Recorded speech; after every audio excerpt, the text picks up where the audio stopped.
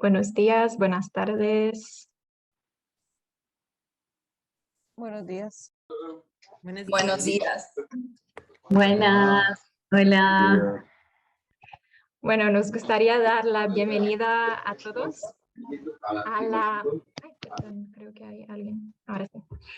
A la conferencia inaugural de la Maestría Online en Ciudades, el Urbanismo Próximo 2022-23.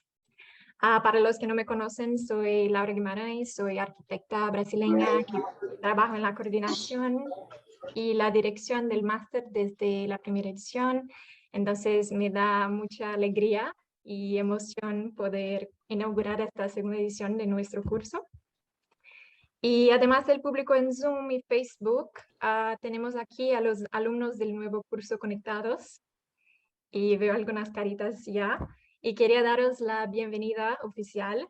Boas-vindas aos meus compatriotas brasileiros. Espero que estéis tan entusiasmados como nosotros por empezar. Y incluso vamos a empezar esta edición con una crack para empezar con buen pie. Para seguir presentando a la invitada de hoy, me gustaría ceder la palabra a Willy Muller, codirector de la maestría. Willy. Gracias, Laura. Bueno, buenas tardes a todos. Buenos días, en el caso que sea la mañana. Es un placer, es la segunda edición de este máster. Muchos algunos de vosotros ya les encuentro cara conocida porque hemos tenido algunas conversaciones previas a esta sesión. Hoy tenemos la sesión inaugural. La primera sesión fue a cargo de Saskia Sassen y hoy tenemos a Florencia Rodríguez, por lo tanto ya veis el nivel de las mujeres que están representadas en esta maestría. Voy a hacer esperar un poquito a Florencia y también a Ariadna, que es la codirectora de este máster. Solo decir 4 cosas acerca del año que nos viene. Por supuesto, trabajar online no es fácil. Parece simple, parece que podemos conectarnos desde la habitación de nuestra casa, pero hemos visto y todos hemos experimentado esto en la pandemia, pero también el año pasado en el curso, que requiere casi como una voluntad, ¿no? Hay que reforzar la voluntad personal de conectarse porque muchas veces la presencialidad resuelve las dudas, digamos, ¿no? ¿Me conecto, no me conecto? No, estoy allí, estoy aquí, estoy recibiendo información, estoy emitiendo información. Aquí no, aquí depende de conectarnos, de hacer el esfuerzo, de programar las horas, de guardar la agenda bien, de hacer lo mejor, digamos, lo más práctico, digamos, con las agendas personales de cada uno, que seguramente son complicadas y seguramente es la razón por la que muchos de ustedes están en este máster, y eso es también un poco la apuesta del Instituto de Arquitectura Avanzada, del que soy fundador, de hacer dos cosas, ¿no? La primera es hablar en español, es el primer producto del IAC en que utilizamos nuestra lengua común, de muchas y diversas acentos en muchos y diversos lugares. Y la segunda es hacerlo de una manera online, casi como obligados por la geografía y por los fusos horarios. Es decir, nosotros aquí estamos a las 7 de la tarde, en Barcelona, muchos de ustedes están en horarios diurnos, están por la mañana. Florencia casi es de madrugada, está en Chicago. Y por lo tanto, digamos que es bastante obvio, ¿no? que cuando hablamos online, geolocalizamos el discurso, porque en realidad hablamos a una parte del mundo, si intentáramos hablar a otra estarían durmiendo. Entonces, esas dos digamos, líneas, el hecho de hablar en español, en nuestra lengua, y dirigirnos, digamos, a una geografía definida, América Latina en general, pero después expandida, ¿no? Con muchos y diferentes referentes en muchos otros lugares del mundo. Digamos que esta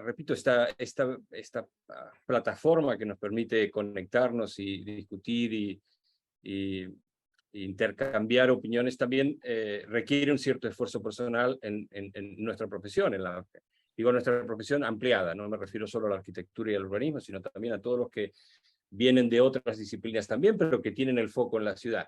El hecho de poder proyectar, en el sentido amplio de la palabra requiere a veces que la materialidad de los documentos es, digamos, es la pantalla, la medida de mi pantalla, de mi laptop, y por lo tanto requerirá de un esfuerzo de cada uno de nosotros para que esa intensidad a lo largo del año se manifieste en buenísimos y hermosos proyectos que vamos a ver al final, como así pasó en la edición pasada. Quizás algunos de los profesores de la pasada edición están aquí, algún alumni que ya veo a Francisco, lo veo ahí conectado, y algunos de los alumnos de la pasada edición, que también ahora van a ser colaboradores y asistentes y profesores de ustedes, creando esta especie de dinámica de esta rueda. Dicho esto, espero que sea un año muy intenso para todos nosotros. Vamos a trabajar desde el primer día con muchísima ilusión en cada uno de estos lugares que hemos definido. Tenemos este primer mes que es un poco una novedad con respecto al año pasado, porque es un mes de preparación, hacemos un precurso. Es la primera vez que lo hacemos pensando también en homologar e igualar algunas de las habilidades que probablemente hemos de tener para desarrollar mejor algunos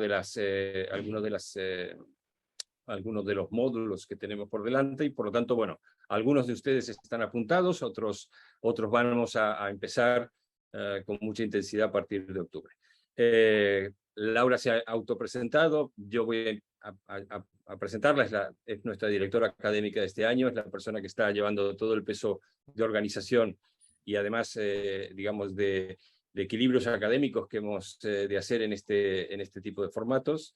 Ella será la referencia también desde el punto de vista académico, para cualquier tema, cualquier duda, estará detrás de ella, hay un staff, hay un equipo de gente. Ariadna y yo somos los fundadores, déjame decirlo así, Ari, fundadores y codirectores, junto con Salvador Rueda y Manuel Gausa, y a partir de este año con Mariano Gómez Luque, que se incorporará también desde el Laboratorio de Ciencias Urbanas. Y nada, desear que sea un año súper intenso, por supuesto, y que puedan ustedes sacar el mayor provecho de esta oportunidad. Así que están mis deseos. Y dicho esto, sin hacer perder más tiempo a nuestra invitada, que tiene una agenda, como se pueden imaginar, brutal, con su nueva posición como directora de la Escuela de Chicago, le quiero pasar la palabra a mi colega y amiga Ariadna Cantís para que nos la pueda presentar. Muchas gracias. Buenas tardes a todos, muchas gracias, Willy. Quiero dar la bienvenida no solamente a los alumnos de la maestría de este año, sino a todos la audiencia que tenemos en este momento a través de las redes, porque veo que somos más de 50 personas. La verdad es que estoy muy emocionada porque conozco a Florencia desde hace muchos años y sabéis que yo me vais a ir conociendo, pero que soy un poco rebelde. Voy a empezar por el final. Sin duda, tener a Florencia hoy es un honor para todos, porque, como comentaba Willy, Florencia es recientemente nombrada la nueva directora de la Escuela de Arquitectura de la Universidad de Illinois de Chicago, que es una escuela de arquitectura pública que se encuentra dentro de la Facultad de Arquitectura, Diseño y Arte. Y recogiendo las palabras de su decana, Rebecca Rack, Florencia es una arquitecta y una educadora cuyo trabajo abarca los dos continentes. Y nada mejor que estas palabras, que me copio, para compartir con nosotros dentro del programa de redes que se inicia también hoy este segundo ciclo. A mí me vais a ver, ahora hablo directamente para los que sí son de la maestría, a mí me vais a ver siempre en cada una de las sesiones de redes. Yo dirijo y coordino la sucesión de conferencias, charlas y diálogos de redes.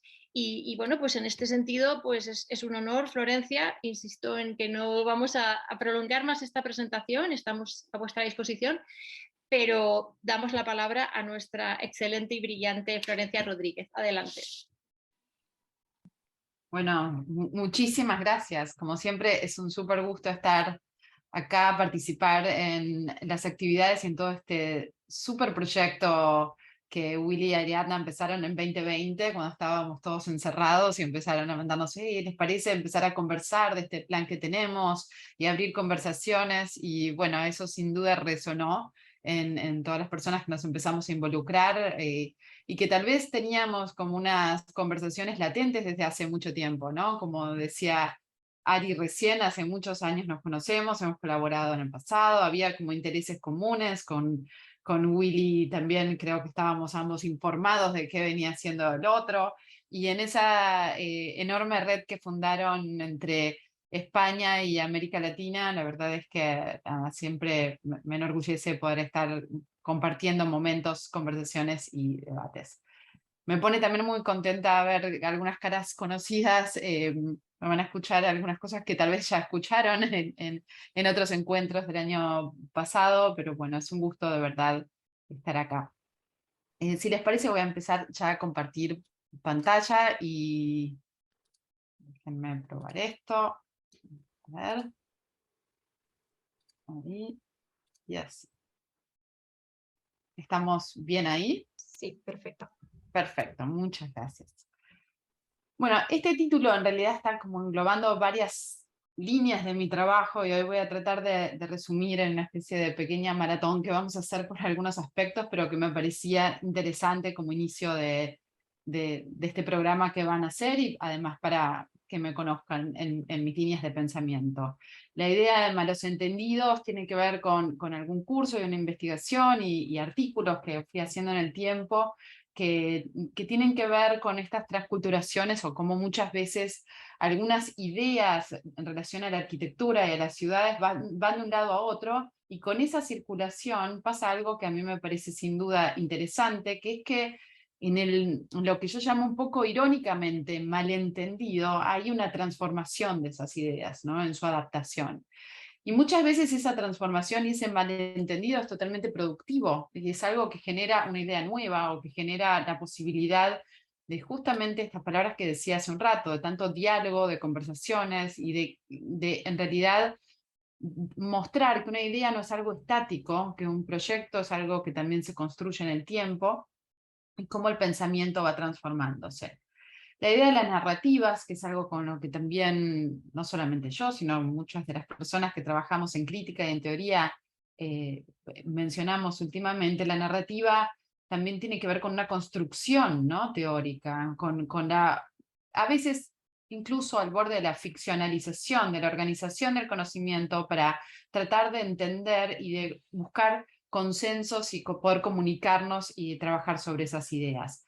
Algunas de las cosas que yo siempre reclamo de alguna manera del pensamiento o de la arquitectura latinoamericana es que mucho de lo que ocurre, se manifiesta más desde el hacer, obviamente por las emergencias que tenemos, por la necesidad a la que respondemos muchas veces, pero como no logramos desde el pensamiento, y esto digamos, corre la responsabilidad también a los que estamos más bien escribiendo sobre arquitectura, analizando y demás, como no logramos constituir narrativas, muchas veces estas líneas de la producción quedan apagadas, ¿no? Como que son momentos brillantes que luego bajan, vuelven a aparecer. Digamos, hay muchos valores de la arquitectura latinoamericana, sobre todo en el siglo XX y en el XXI, que vamos a hablar hoy, que voy a mencionar y a mostrar, y que creo que necesitan de esas narrativas para poder comunicarse internamente en el continente, en cada uno de los lugares y también hacia afuera, y poder ser partícipes de un debate global.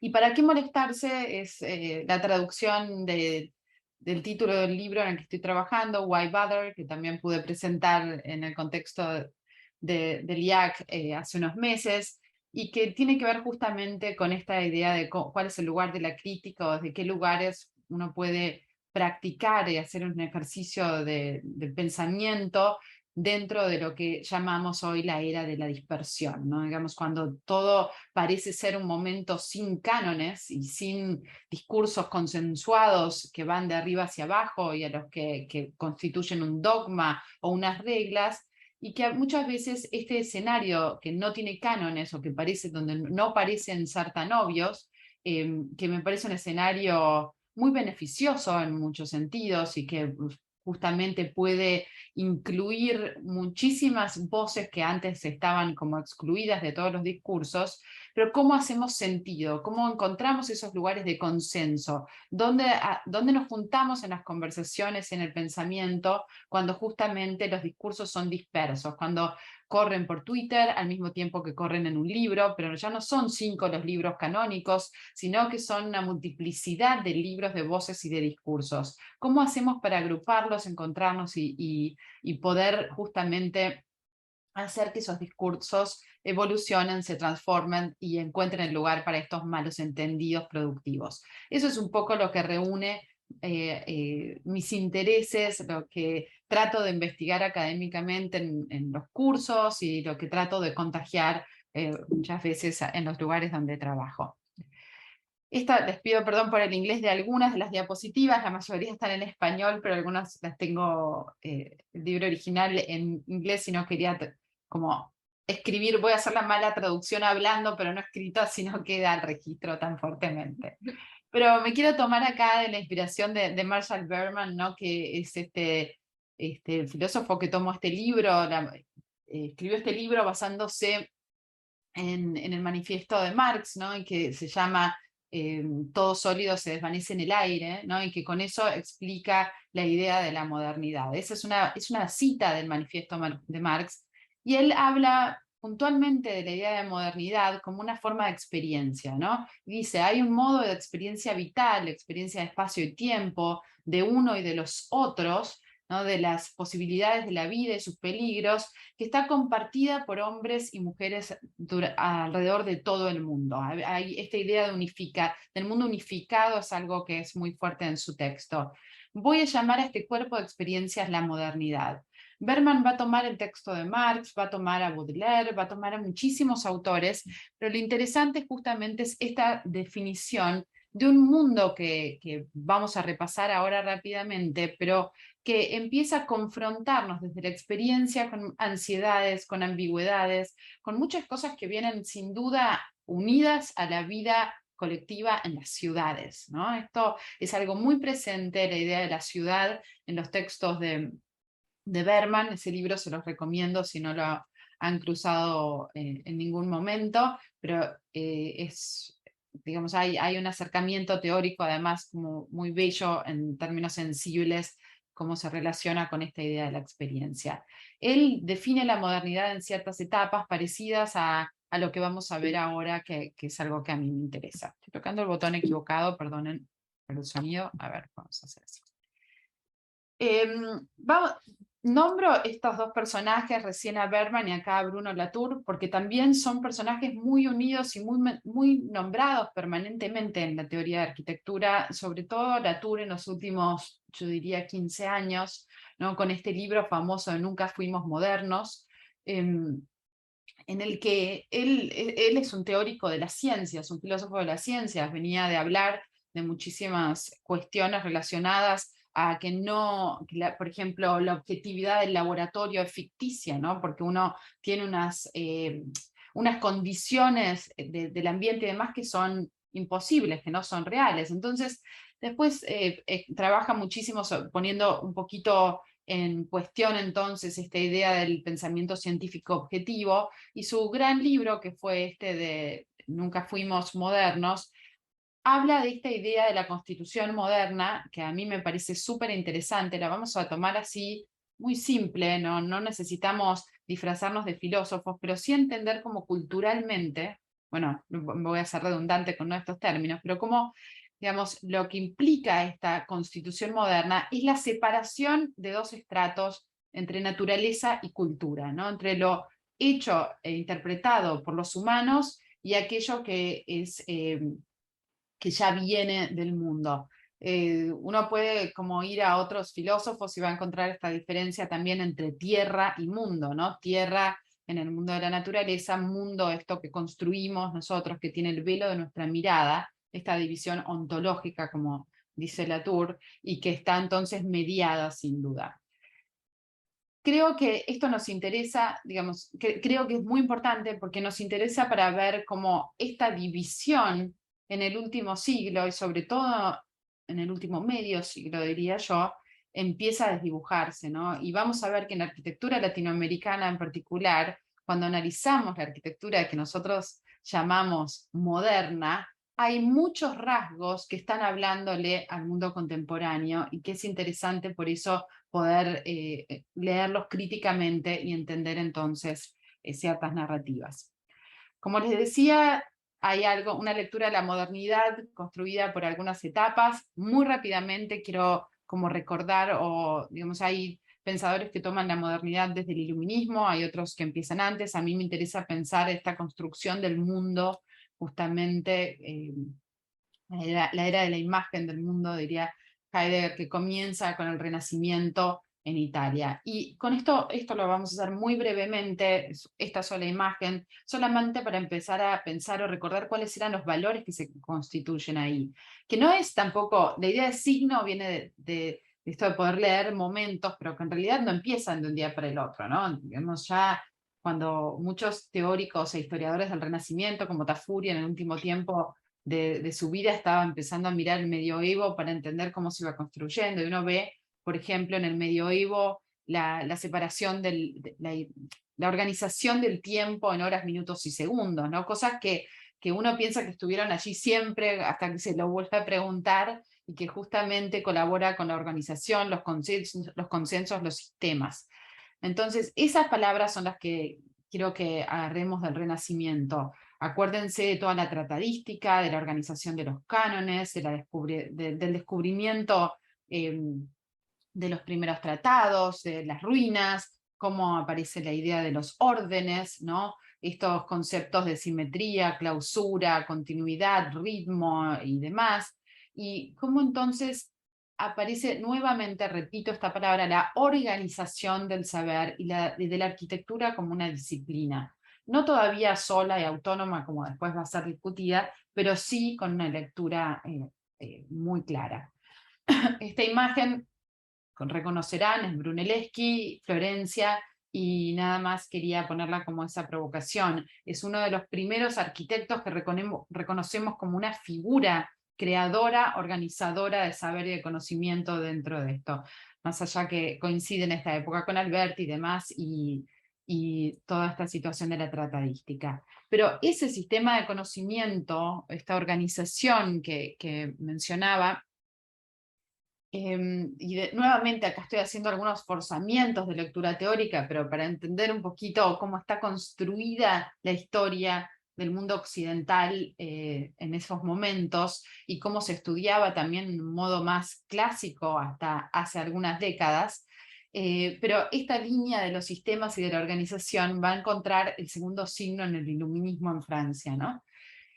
Y a mí me gusta siempre mostrar esta imagen porque habla del conocimiento humano, y para darnos cuenta de que va, fíjense, esto estaba incluido en la enciclopedia, y me interesan estas tres columnas: memoria, razón, imaginación, y fíjense la comparación entre la razón, que es la del centro, y la imaginación, ¿no? Entonces, recuerden estas cuestiones sobre la época de la razón pura, recordemos por qué la palabra iluminismo, ¿no? La luz, el saber, el acercarse entonces a que nuestra mente, la razón, nos puede acercar, digamos, se mueve el eje de Dios a la persona, ¿no? Al humano, como nosotros podemos entender cuestiones y trascender gracias a la razón y al pensamiento.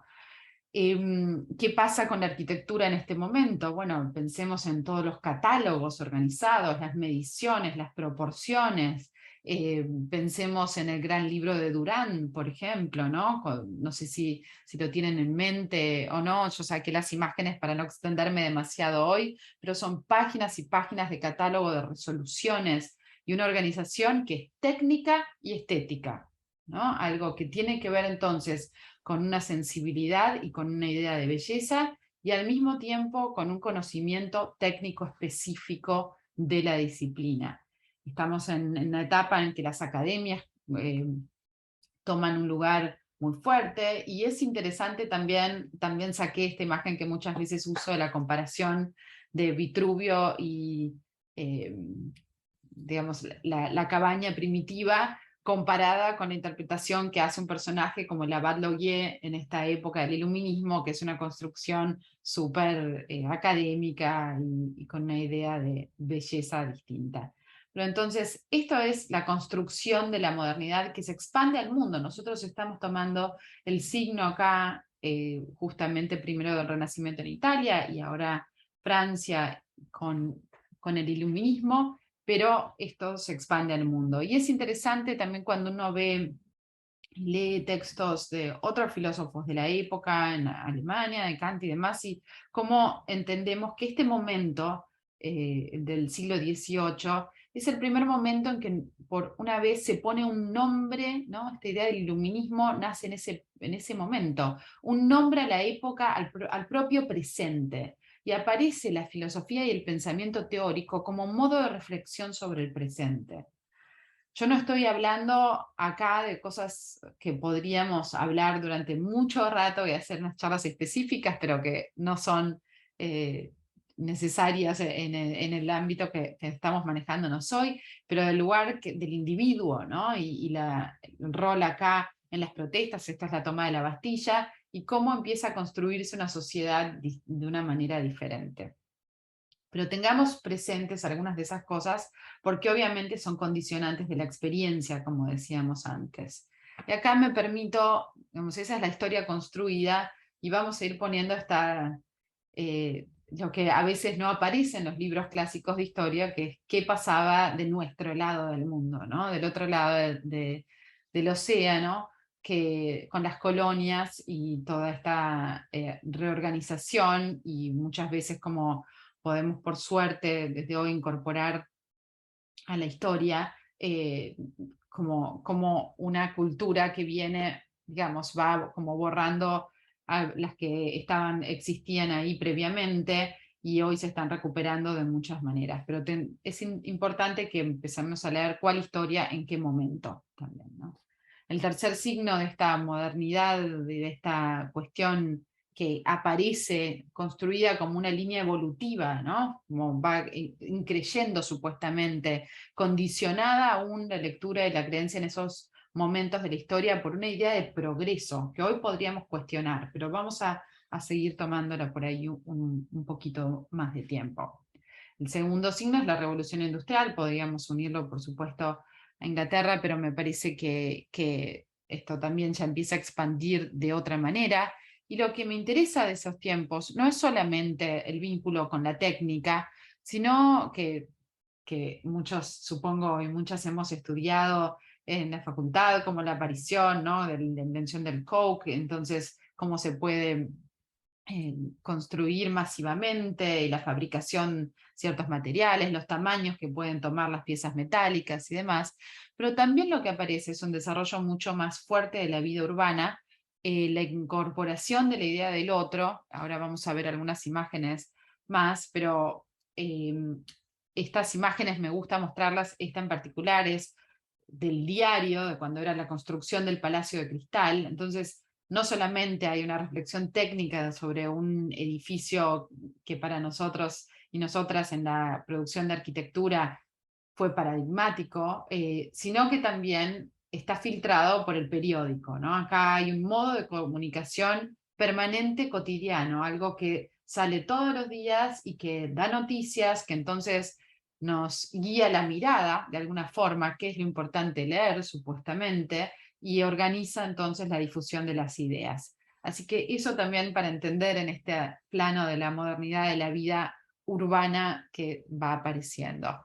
Les decía recién la aparición del otro, porque lo que viene con la ciudad, esta imagen es bastante compleja, obviamente, con esta situación de estas personas sirviendo, esclavos o colonizados, que son como exportados de alguna forma, pero también aparece lo que, ¿no?, la mirada del otro. Me gusta mucho recordar a veces, hoy no lo incluí, pero el cuento de La mirada de los pobres de Baudelaire, no sé si lo leyeron alguna vez, es una página solamente, a veces lo leemos en algunas de las clases, pero se los recomiendo. También algo de este material que estoy mencionando lo puedo compartir con Laura si les interesa y ponerlo a disposición. Pero este cuento de Baudelaire, que tiene que ver con el momento de Napoleón III y de todos los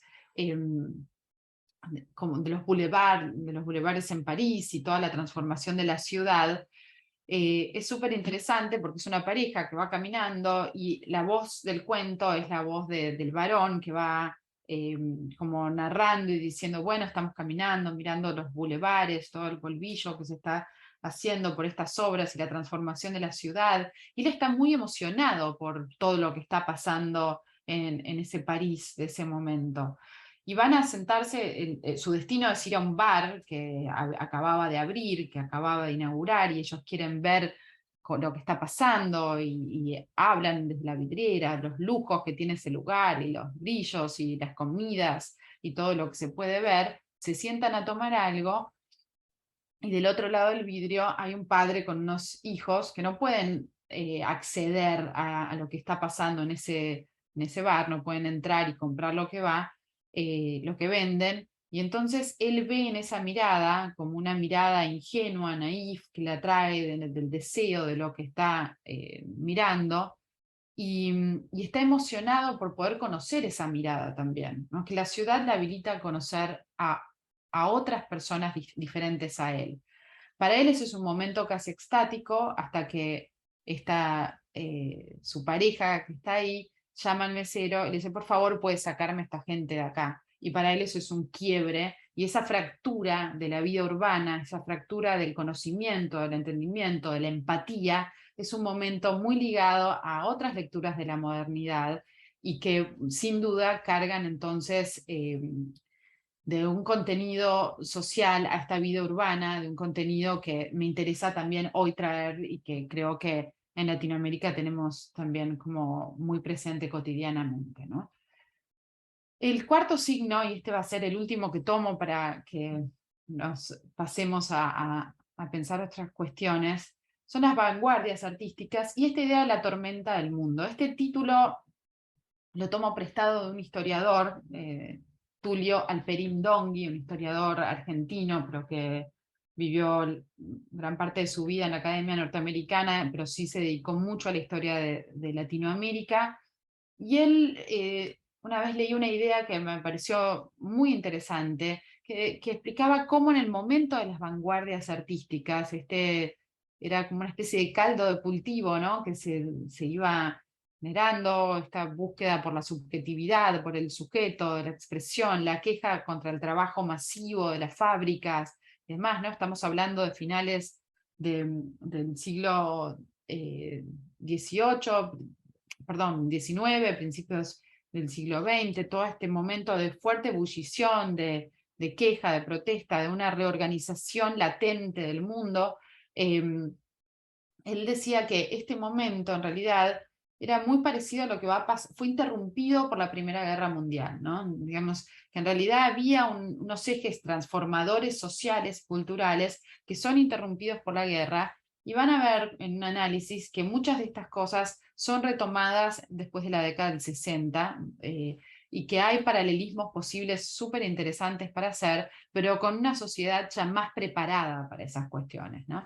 Por eso la tormenta del mundo, ¿no? Acá se da vuelta todo, digamos, hay como varias cuestiones que acá empiezo a jugar con algunas definiciones que muchas veces se hacen sobre la posmodernidad, que es una pregunta, ¿no? Si somos posmodernos, no somos posmodernos, y la podemos dejar ahí, no es algo que tenemos que resolver ni hoy ni en estos días, pero que sí es interesante como plantear si esos modelos, de esos cánones que decíamos antes, de esa sistematización del conocimiento, de esa historia con la idea de progreso ininterrumpido, que más que nada representa a cierto lado de la cultura occidental, y hoy diríamos muchas veces a la historia de los hombres blancos en la cultura occidental, justamente están en jaque ya desde esos momentos de finales del siglo XIX, principios del XX. Y vamos a ver algunos cambios, ¿no? En política, lo que aparece ya en el siglo XX más marcadamente es esta obsolescencia de modelos interpretativos derivados del Estado-Nación. Estados modernos, pero que van quedando un poco caducos para responder a muchas cuestiones, y esto va viéndose a medida que avanza el siglo XX cada vez más fuerte. Estas discusiones entre industrialismo y nacionalismo, que están tan marcadas a finales del siglo XIX, si recuerdan las discusiones de Morris, si recuerdan principios del XX con Bauhaus, si estudiamos en la historia estética, artesanía versus industria, es toda una discusión política, ¿no? Que tiene muchísimas muchísimos matices y que arrastra justamente cuestiones ligadas muchas veces a nacionalismos extremos y que, bueno, en los últimos tiempos hemos visto un resurgimiento de algunas de estas cuestiones. Otros de los cambios que van en esa tormenta del mundo son la transformación de la burguesía, que acá pongo de clase revolucionaria moderna a clase autocomplaciente. Me estoy apoyando acá en algunos historiadores, en Toynbee y en otros personajes. Estos no son cosas que son solo observaciones, sino que aparecen registradas en muchos textos y observaciones de la época también. Pensemos que la clase burguesa es esa clase que en realidad, que hoy lo decimos a veces como peyorativamente, ¿no? Que algo es burgués o demás, porque está más ligado a la idea de esta autocomplacencia.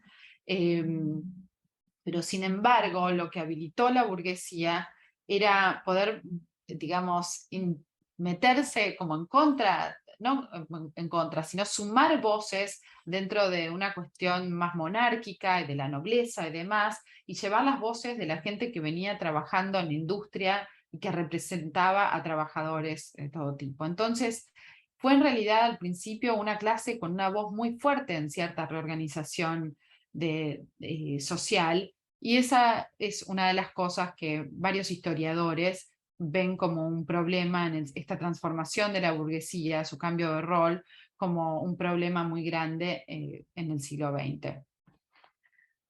Otra de las cuestiones que van a cambiar mucho en esa tormenta del mundo, sigamos el juego con el título de Alperín-Donghi, es la idea de la experiencia, ¿no? Y esto, la crisis de las características modernas de antropocentrismo y racionalismo, digamos, es como sentir un poco algo fuera de control, ¿no? La muerte del sujeto tan visitada en el ámbito del arte, del cine y de tantas otras manifestaciones y expresiones. La búsqueda de lo fundamental y lo auténtico tiene sentido, hay una única verdad, hay algo único, fundamental, que la autenticidad a veces está sobrevalorada o qué, estamos en la época de la simulación, de la repetición, de la replicabilidad, ¿no? Y otra cuestión que es súper interesante, que ya estaba como diagnosticada por Toynbee a principios del siglo pasado, un siglo atrás más o menos, esta de la tasa de transformación tecnológica excede la capacidad adaptativa de una vida. Imagínense nosotros, ¿no? Si esto ya se mencionaba a principios del siglo, en la primera mitad del siglo XX, lo que significaría para nosotros hoy, que vamos cambiando de programas, de aplicaciones, de dispositivos y que desde 2020 hasta este momento transformamos absolutamente nuestra manera de vida en muchísimos aspectos. Bueno, acá algunas imágenes solo para recordar a qué me refiero con esas vanguardias. Esto, lo que les decía del pensamiento de la repetición, muchas veces me gusta como poner esta imagen al lado de la caja de brillo box, esta de Andy Warhol, por una lata de Campbell, ¿no? Y cómo Duchamp ponía en 1917 un mingitorio en un museo, pero estaba en el Salón de los Rechazados. Digamos, esto no era consensuadamente una obra de arte, aunque para nosotros con una lectura intelectual puede hacerla, pero digamos la mayoría de las personas que lo visitaban no creían que esto era una obra de arte. Sin embargo, cuando en el MoMA, en el Museo de Arte Moderno, ¿no? lo exponen a Warhol con una caja de detergente firmada, que es estratégicamente, conceptualmente, la misma obra de arte de alguna forma, ahí todo el mundo va a estar seguro de que eso es arte. Hay teóricos como Arthur Danto que van a decir que eso es el fin del arte, ¿no? que con el gesto de Warhol y con el consenso generalizado de esa interpretación, se termina la idea del arte tal como la conocíamos desde el Renacimiento. No significa que no haya más arte, significa que cambia conceptualmente a qué llamamos arte. Bueno, la cuestión de la moda en relación a la autocomplacencia, al mirar y ser mirados, recordarán esta situación de la Ópera de París, edificios diseñados para poder mostrar los trajes, o este traje que me puse yo hoy para no perder la atención de ustedes y poder ser muy visible, digamos, ahí hay algo de ese rol.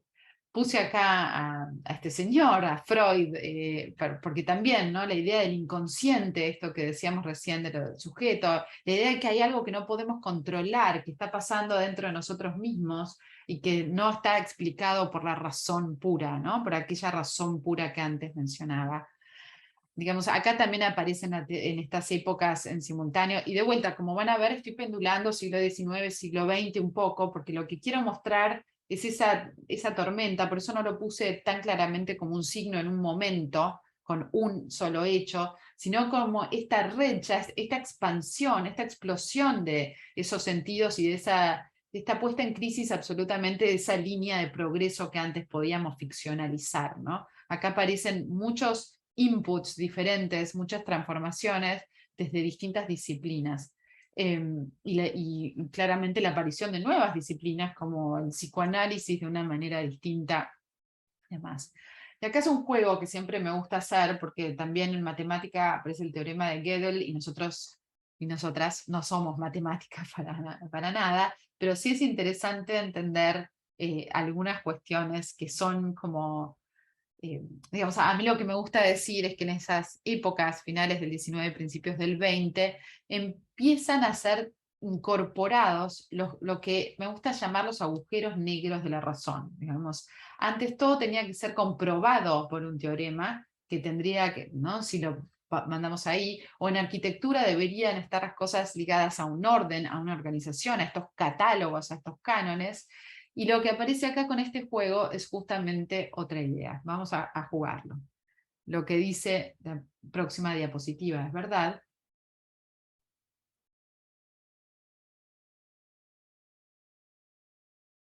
Y acá me permite un silencio porque justamente lo que nos pasa acá es la idea de una paradoja, ¿no? ¿Qué es esta? Una paradoja que no podemos explicar. Está más allá de la razón. Y sin embargo, hay algo no comprobable que entendemos como cierto, ¿no? Acá me permito las comillas, pero digamos que la razón puede incorporar. Bueno, algo parecido al inconsciente, y esto va a estar, digamos, así como decía, la teoría del caos, los fractales y muchas cuestiones que no podemos ver, tocar y comprobar, van a empezar a estar como incorporadas a nuestra experiencia. En paralelo, y acá me quiero correr de entonces los signos, porque también eso es como una historia general, una especie de recorrido muy rápido, obviamente, una maratón, pero sobre ciertos signos, pero lo que sí me interesa ahora es correr el eje a las Américas, ¿no? Que acá vamos a poner unos pequeños hechos específicos para recordar nada más y para poder mirar en paralelo las cosas que íbamos viendo recién, ¿no? Pero si veíamos la Revolución Francesa, pero cuidado que antes fue la Revolución Americana, la primera norteamericana de Estados Unidos, y con la primera constitución moderna de alguna manera, las guerras napoleónicas y demás que van a volver entonces a llevar al viejo régimen a Europa. Mientras tanto, en América Latina, gracias a la abdicación de Fernando VII en 1808, empiezan todas las revoluciones por las independencias americanas, en las Américas, ¿no? Son procesos paralelos bastante interesantes. En el norte y en el sur, en las colonias españolas y en las portuguesas, digamos, hay como una seguidilla que acá pueden ver con todos los años específicamente en los procesos que se empieza a organizar.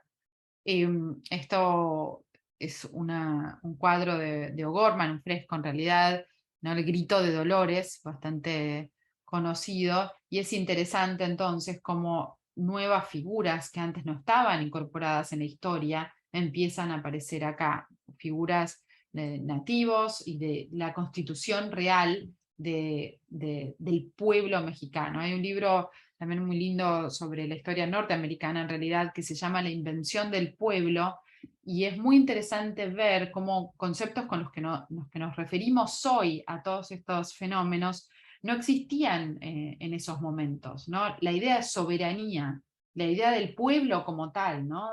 El pueblo que en inglés se pone we the people, ¿no? Como empieza la Constitución, pero en las Américas y en Sudamérica, esta noción de entender justamente las voces de quienes están representados, no existían, y es la aparición, es en estos momentos, en las revoluciones, donde ese discurso empieza a organizarse.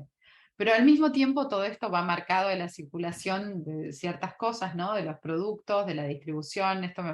La cuelo acá muy al pasar, pero las publicidades de Coca-Cola al principio, en inglés, en español, y la otra representada con una mujer asiática, ¿no? Cómo empiezan a circular en el siglo XX. Está colada un poco antes de tiempo esa imagen, se ve que cuando las moví recién cayó ahí. Pero sí, volvemos entonces al siglo XX en arquitectura, y ahora nos vamos a focalizar más en algunas de estas cuestiones. Lo que quiero es que pensemos en conjunto sobre la ciudad latinoamericana en general como una constitución, pero antes de entender eso, ¿a qué nos referimos con los malos entendidos y con las Américas? Tiene que ver con una mirada que hace un siglo era un poco más confusa. Cuando desde Europa se miraba a América, no había tanta distinción entre lo que pasaba en el norte, en el centro y en el sur. Si se fijan acá, esto es del libro de Gropius, y van a ver que hay como la mirada, no sé si recuerdan un poco de esto, pero todo este fanatismo de los modernos europeos con la arquitectura industrial y fabril, ¿no? Con los silos, con edificios así, como donde se basa esta idea de la función pura, que da, o sea, la forma sigue la función, y todas estas cuestiones que aparecen inspiradas en la arquitectura que tiene una función por encima de su estética o de su orden, de alguna manera. Y se ven acá, es bastante insólito ver cómo compara un silo de maíz en Búfalo con uno de Buenos Aires. Y cuando uno lee en los textos, esto lo vamos a creer porque yo no leo alemán, alguien de ustedes me lo puede decir, pero le voy a creer a Barry Bergdorf, que es un gran historiador de arte y de arquitectura. Explica, no hay como una especie de malentendido acá, digamos, no se entiende la cantidad de kilómetros que hay entre uno de estos edificios y el otro en las lecturas que tenían los modernos europeos. Y lo que es interesante es lo que empieza a ver, y con eso me gusta la idea del malentendido, este triángulo de influencias entre las Américas, norte, sur, y Europa, con estos modernos que van a viajar en esta tormenta del mundo, además, ¿no? Digamos, todos los viajes de Gropius, de Mies, de Breuer, de todos esos personajes y que terminan de este lado del Atlántico, tienen mucho que ver tienen todo que ver con las guerras y con Europa en plena tormenta y con la búsqueda de un nuevo mundo para este lado, ¿no? Y desde ahí va a haber influencias de todo tipo y transformaciones en las ideas, en las formas, y una construcción que en América Latina se va a relacionar con el resto del mundo, pero que también va a tener algo muy propio identitario. Y creo que eso es algo muy atractivo y muy interesante de entender. Es un poco obvio lo que les estoy diciendo, pero cuando empezamos a ver los rasgos específicos de esas arquitecturas, sin duda que podemos entender cosas que vienen hacia el presente. Estos son solo imágenes de una competencia hecha en MoMA en 1942, la verdad es que en el archivo que encontré no está claro de quiénes son, pero son intentos justamente de mostrar a las Américas, América Unida. No sé si escucharon hablar alguna vez de la política de los buenos vecinos y de muchas cuestiones que hubo de colaboración cultural para tratar de reforzar esa idea. Y acá, en esto que decía del triángulo del mundo, de los viajeros, tenemos estas imágenes de cuando Le Corbusier viajó por Latinoamérica, que empezó en 1929 en esos viajes, y estas son, por ejemplo, Montevideo y San Pablo, o el famoso dibujo de Buenos Aires, New York, y si se fijan los pensamientos, ¿no?, sobre las ciudades y demás. Así como aparece esto, está el pabellón Aristón en Mar del Plata de Breuer, pero todas estas son imágenes para entender esto de la circulación que había, ¿no?, en varios lugares. Entonces, también creo que es importante entender que con esto que lancé un poco desordenadamente cuando saltamos de la tormenta del mundo y nos pasamos a la arquitectura, tiene que ver con esta conmoción social, con la construcción de las ciudades latinoamericanas. Para nosotros, el proceso de modernización que en Europa vamos a ver más ligado a ese momento que mencionaba de Napoleón III, del cuento de Baudelaire, y que van a estar marcados más en momentos anteriores. Para nosotros, en América Latina, la década del 20 y la década del 30 van a ser claves, ¿no?, en el siglo XX. Y vamos a ver estas como fricciones entre el pensamiento moderno y una idea de representación de Estado-nación moderna más ligada a los eclecticismos, a la arquitectura francesa y a todas estas cuestiones. Es muy impresionante cuando uno ve estas imágenes como Río de Janeiro, Buenos Aires, ¿no? Vamos a ver algunas más ahora en unos momentos, cómo en realidad no podemos decir muy bien qué ciudad es. Obviamente, si uno es de esta ciudad, puede reconocer ciertos íconos, pero en general hay algo como común en todas. Y al mismo tiempo, eso está superpuesto a la circulación de las ideas modernas tempranas. Estos son algunos datos de las traducciones de algunos libros, porque al español, lamentablemente no tengo en portugués en qué momento circularon, pero sí cuándo son los textos que van a circular muy fuertemente en la mitad del siglo, en la posguerra, ¿no? Y esto, volvemos un poquito más atrás, justamente al viaje de Le Corbusier, una conferencia que da en Buenos Aires en 1929, que ve esta contradicción entre las ideas modernas y el eclecticismo, y fíjense lo que exclama, ¿no? Dice, ustedes tienen por delante gigantescos problemas, tienen que ser rápidos, están sin prejuicios, podrán hacer cosas animadas del espíritu del tiempo. Le Corbusier todavía en esta época hablaba de un espíritu unificador, ¿no? Y quería llevar como los 5 puntos muy fuertemente. Es ese Le Corbusier justo empezando a fluctuar, pero es ese. Pero mirad qué gracioso, en Estados Unidos, como entre vosotros, esto es en Buenos Aires, Viñola es Dios, Viñola aquel manierista, ¿no? Estamos hablando entonces, ¿por qué hay tanta arquitectura ecléctica?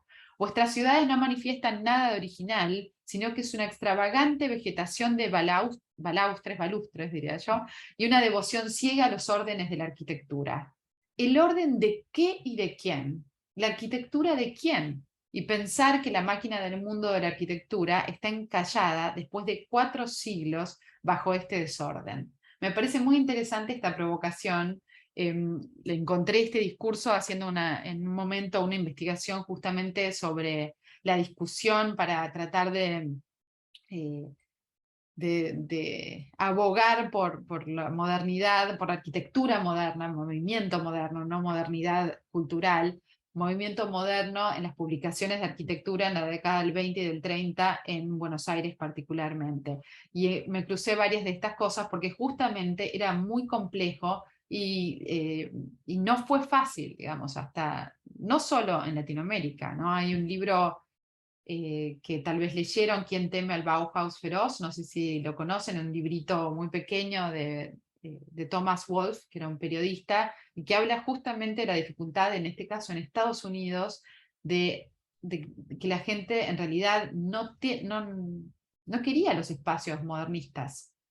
No quería no identifica la domesticidad con este espacio sin ornamento y diferente. Y él marca que es ahí cuando se escinde el gusto y las tendencias estéticas entre arquitectos y la arquitectura como disciplina y el resto del público, y de quienes van a consumir la arquitectura. Y es interesante entender también eso.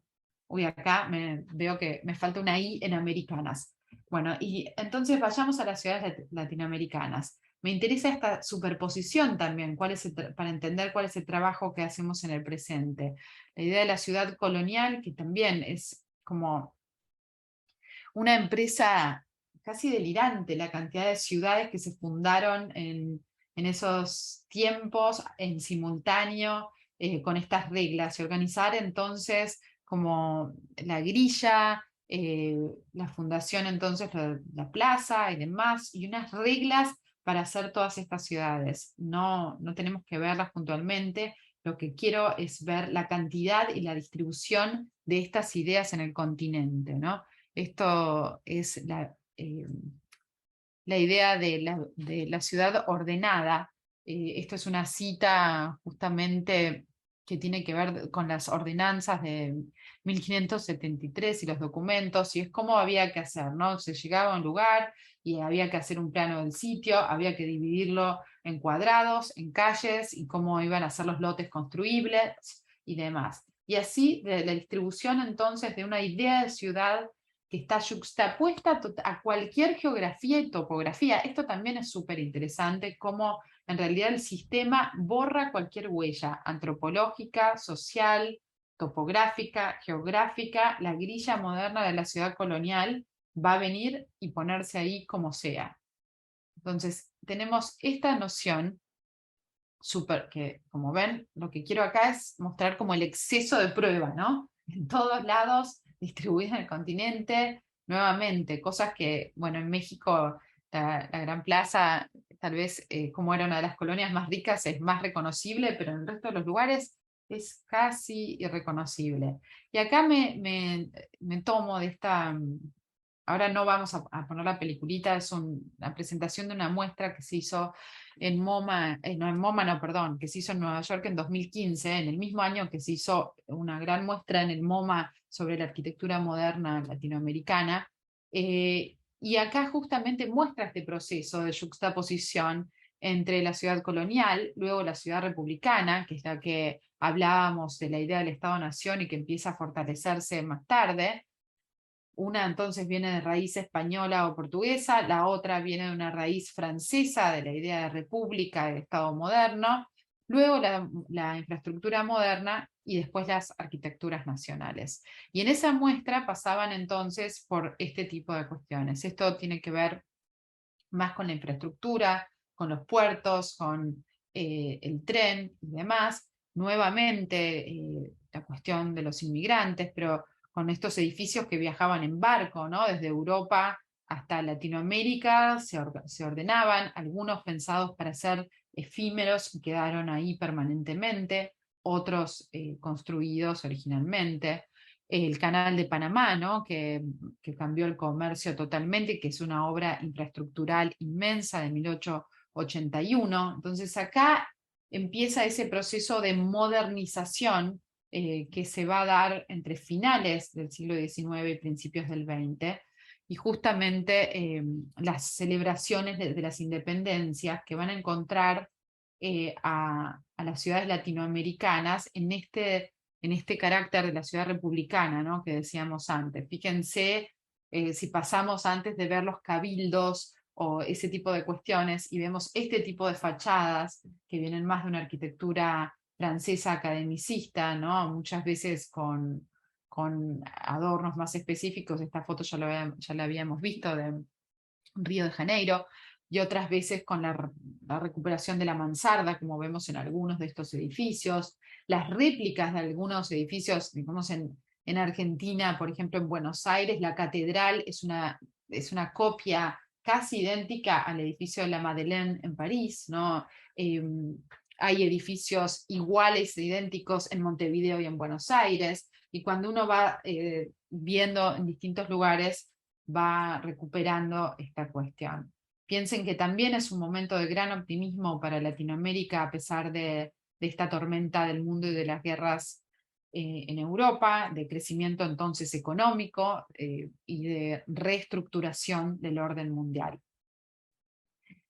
Y acá nuestras ciudades entonces marcadas por estas yuxtaposiciones, ¿no? Que esto entonces es lo que me interesa dejar acá sobre la mesa. Esta yuxtaposición de órdenes, de planificaciones que vienen copiadas o que vienen de arriba hacia abajo en términos de la colonización, luego son imitando entonces ideas de estados modernos que ya estaban en algún punto caducando en lugares, pero al mismo tiempo con una vida urbana muy activa, ¿no? Pasaba mucho. Estas son fotos muy lindas de Coppola, de un fotógrafo, fotos de Buenos Aires en esos momentos con los teatros, las librerías, digamos, y una vida social activa y muy atractiva. En ese momento, y acá es hacia donde vamos en Latinoamérica, me gustaría, traigo acá este edificio porque me parece que es fundante. Necesito tomar un poco de agua, perdón, en un momento.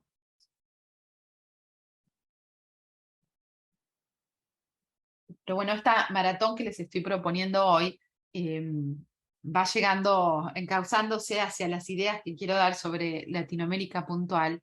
Pero fíjense, este es el pabellón que se presenta en la Exposición Universal que tiene lugar en Nueva York en 1939. Es el pabellón de Brasil, hecho por Lucio Costa y Niemeyer. Y si uno ve, a ver si tengo, no sé si puse alguna otra, bueno, el resto de la exposición va a tener edificios más neoclásicos o art déco, pero es art déco pesado, ¿no? Con una fuerte tradición todavía clásica.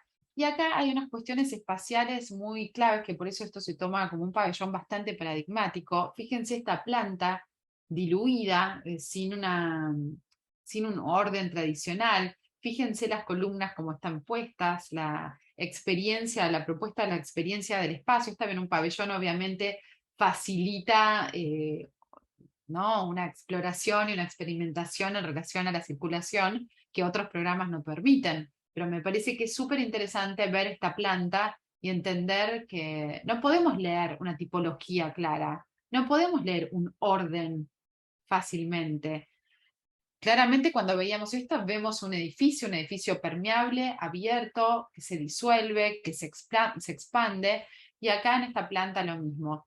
Me gusta como pensar esta mirada desde otro edificio que claramente es más ordenado, pero también, bueno, y ver en el interior, que vamos a ver que hay como, son obras de Portinari estas, pero entre esa columna, ese espacio como más abierto, más de libre uso, y estas pinturas de Portinari, hay una concepción como unívoca, claramente, de lo que se quiere hacer.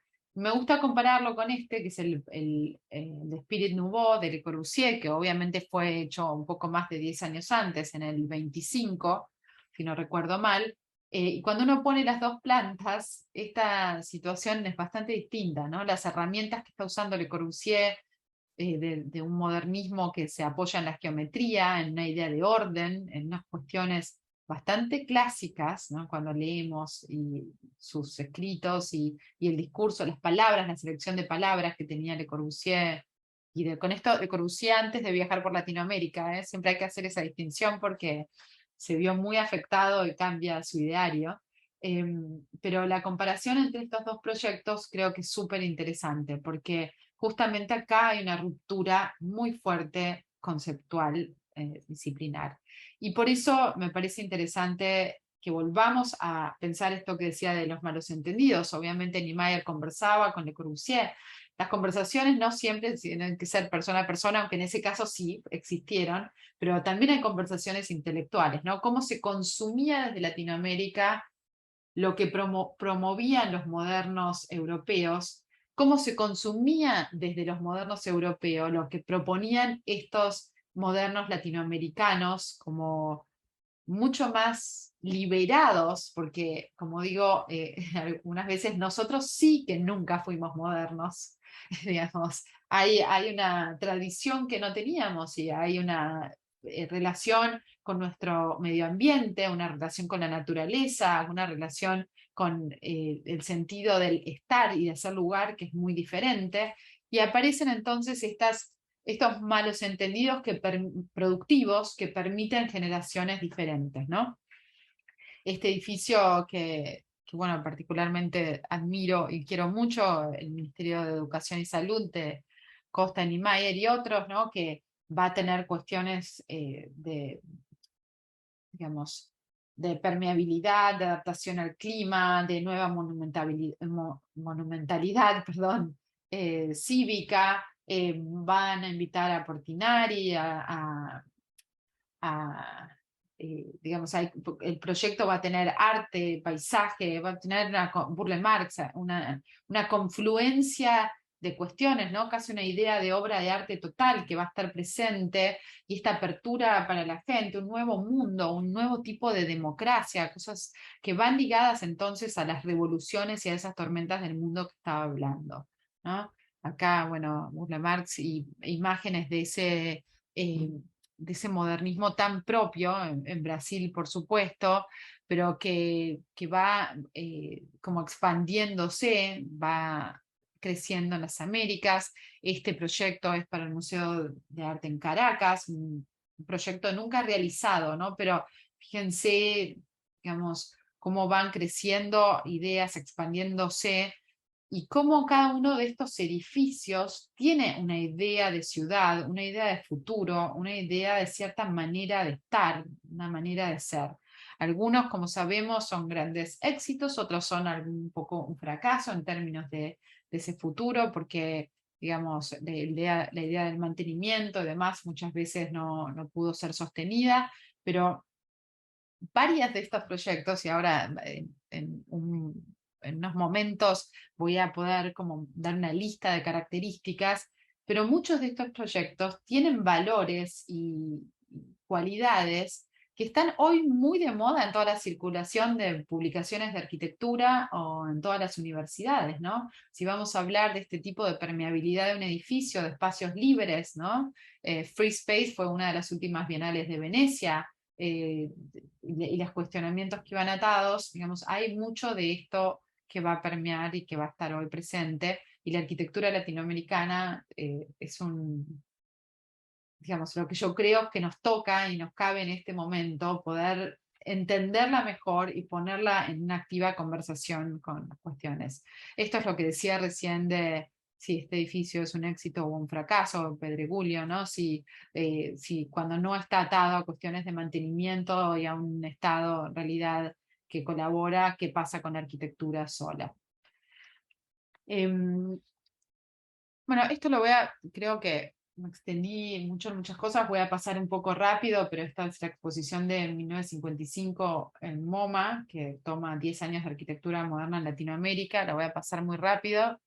Fue curada por Hitchcock y por Johnson, pero es la primera mirada también a tratar de englobar el pensamiento, la arquitectura latinoamericana, y se va a ver entonces como distintas tendencias, como hay en esa arquitectura una recuperación de las ruinas y de cuestiones precolombinas más propias, cómo está la presencia de lo colonial, cómo está la presencia de lo fabril y lo industrial, y la recuperación entonces desde esa recuperación, quiero decir, se construye entonces un discurso y se recuperan algunas obras de personajes.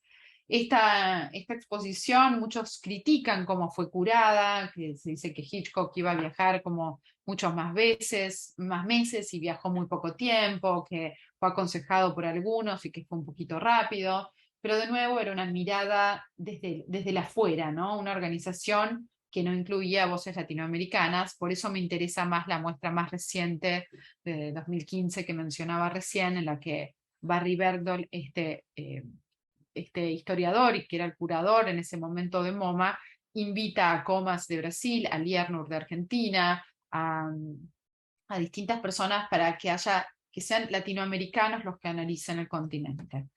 Esto sí me interesa bastante del catálogo de Hitchcock, de la primera muestra, que es el montaje que implicaba la idea de una ciudad para el futuro. Por eso también me parecía, en el contexto de la inauguración de la maestría, poder entender cuál es la ciudad del futuro, esta ciudad mostrada a mitad del siglo en Latinoamérica. Como verán, si prestan atención a los epígrafes de las imágenes, van a encontrar que un edificio está en Cuba, otro edificio está en Brasil, otro edificio está en Lima, otro edificio está en Argentina, y así, digamos, en esta mezcla se ve como una circulación común de ideas con ciertas adaptaciones.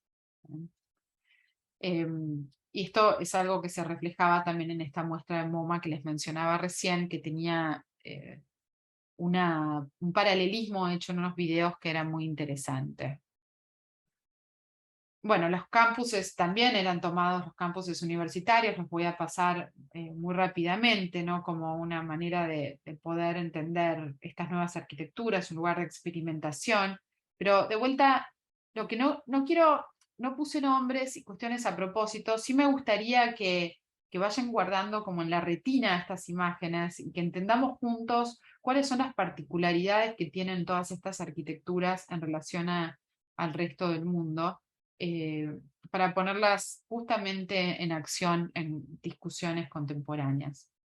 Y nuevamente, yo no soy una romántica del modernismo latinoamericano, todo lo contrario, en mi carrera siempre he tratado de valorar la arquitectura contemporánea y de poder romper porque creo que el modernismo es tan valioso que representa muchas veces una especie de corset ideológico para pensarlo el presente, que nos pesa mucho conceptualmente, pero sí me parece interesante entender por qué tiene ese peso para poder ir a lo contemporáneo, para poder entender y encontrar como otras cuestiones.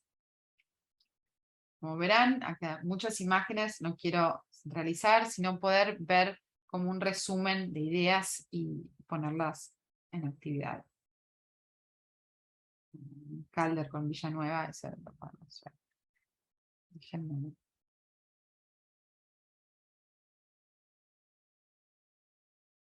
Aprovecho a tomar agua mientras hacemos este paseo.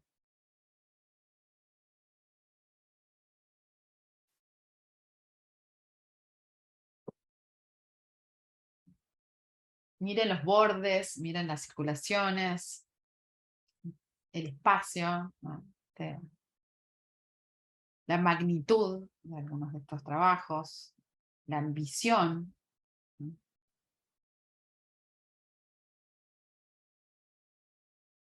Esto es una cita de Jorge Rivas Pérez, un arquitecto venezolano que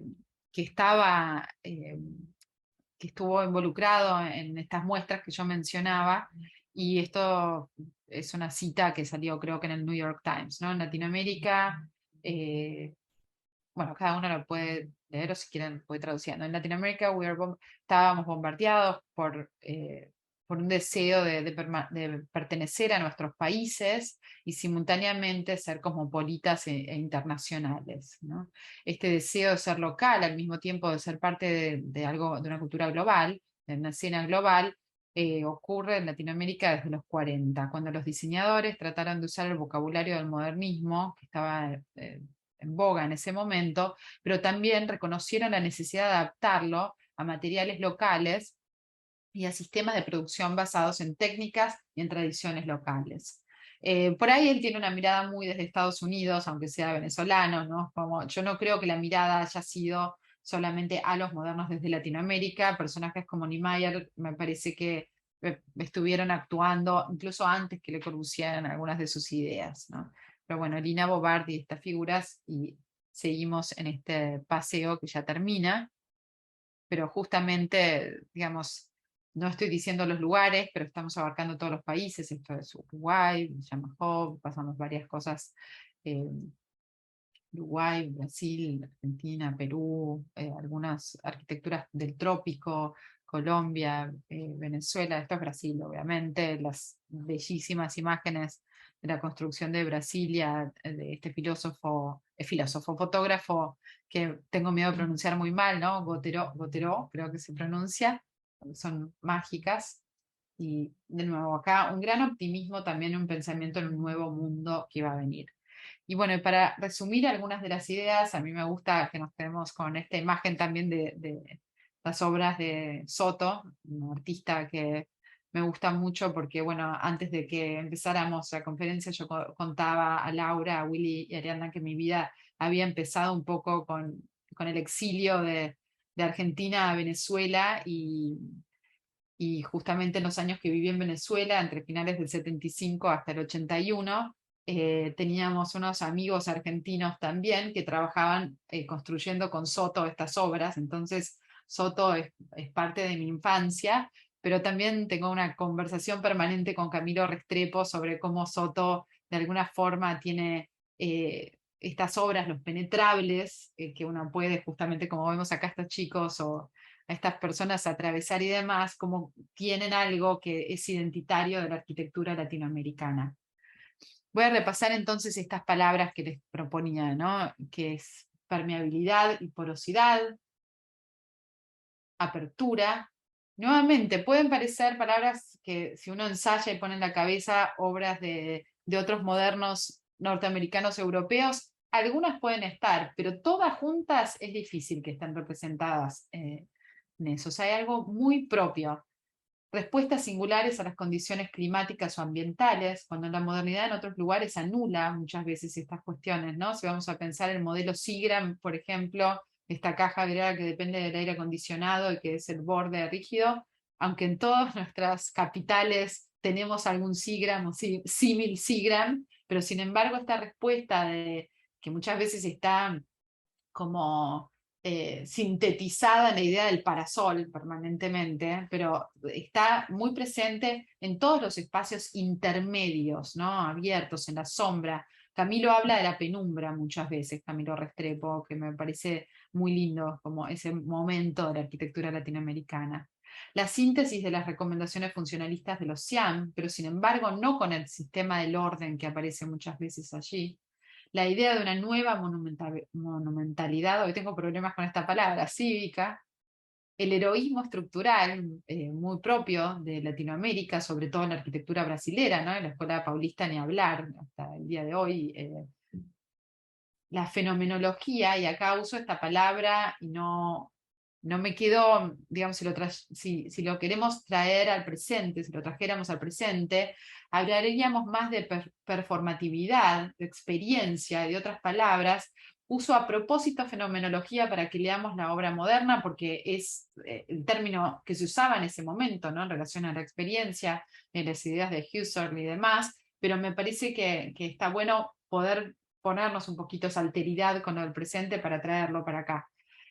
Una relación contemplativa con la naturaleza, que también es muy propia de nuestra arquitectura. La idea de la galería y de ese espacio intermedio y de la mirada hacia el afuera es muy particular. Acá lo puse, aunque sea propia, lo puse en alemán porque la idea de obra de arte total, lo que quiero mostrar es como, en realidad, eso que a veces es forzado desde las estéticas europeas. Acá en los ejemplos, sobre todo los brasileros que les mostraba la incorporación entonces de las texturas, de los mosaicos de Portinari, como parte de la arquitectura, no como un ornamento agregado, por eso le cabe este término. Lo mismo la idea de paisaje, la naturaleza que no formaba parte del Gesamtkunstwerk, pero justamente como es una parte inescindible de estas arquitecturas, es muy interesante. Y después la materialidad low res, ¿no? Baja resolución, acá lo pongo en inglés a propósito para ligarnos al discurso de lo digital, de lo global, ¿no? High res, low res, y que también vemos hoy en cuántas universidades norteamericanas hablar de esto, y justamente esto está presente en la arquitectura latinoamericana, en la materialidad, en el programa y en la idea de tipología, ¿no? Entonces, con esto solamente, digamos, podría seguir, pero me parece que me voy a quedar acá, porque si hago este salto puedo hablar media hora más.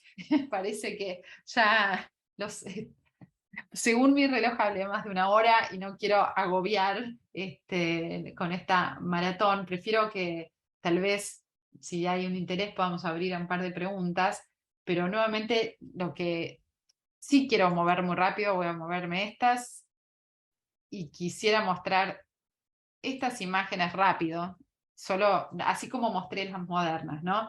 Pero estos son intentos de buscar narrativas que hicimos en Plot, en una edición especial que hablaba sobre la arquitectura latinoamericana contemporánea. Solo quiero poner estas imágenes, no quiero ahondar sobre las narrativas, pero para que esos conceptos que acabo de leer, esas características esenciales, las podamos traer al presente, no solo como un ejercicio intelectual, sino viendo arquitecturas de estas últimas décadas, hechas por arquitectas y arquitectos en varios lugares de Latinoamérica, y que justamente creo que tienen un caudal de valor para proponer y para pensar la ciudad hoy, con todo lo que se nos enfrenta, con la densidad, con los refugiados, con cuestiones que tienen que ver con el impacto de lo digital, con el impacto de la necesidad y de los índices de pobreza, con la nueva manera de trabajar, digamos. Lo quiero poner todo en esa misma bolsa de cuestiones que van a ver específicamente durante la maestría, porque me parece que sin duda tenemos acá no estoy diciendo con esto la respuesta a todo ni nada por el estilo, pero sí un buen lugar de referencias y sobre lo que hay que indagar para poder pensar posibles futuros. Y con esto cierro acá. Bueno, Florencia, antes de pasar la palabra y abrir un turno breve de preguntas, déjame decirte que la fascinación, ¿no? De la fascinación de escucharte, el relato, es decir, el argumento escuchado, me doy cuenta de que esto debe ser mutuo, es decir, nosotros escucharíamos esto, te escucharíamos más horas, pero me parece que tengo la intuición de que vos también hablarías más horas, digamos, ¿no? Hay como bolsas de cosas que las pasaste rápido por hacer un esfuerzo de síntesis y que se ve que te hubiera gustado como poder ampliarlas y poder desmenuzarlas. Es realmente fascinante. Encuentro este alegato, digamos, rotundo a la reflexión, el alegato rotundo a la reflexión en una especie de área geográfica que somos muy dados a hacer, somos muy de hacedores, digamos, y validamos, digamos, validamos mucho de las prácticas con la acción, validamos con el propio hacer, y estas reflexiones sobre la historia, pero mejor que la historia sobre la genealogía, y casi mejor que la genealogía sobre la secuencia. Es una palabra que a mí me gusta mucho, esta secuencia de cosas, cuando se miran de una manera determinada, son absolutamente necesarias. En general lo son necesarias para casi toda reflexión sobre una actividad humana, pero muy específicamente en el tema que tenemos, ¿no? Que es el tema de las ciudades, el tema del urbanismo.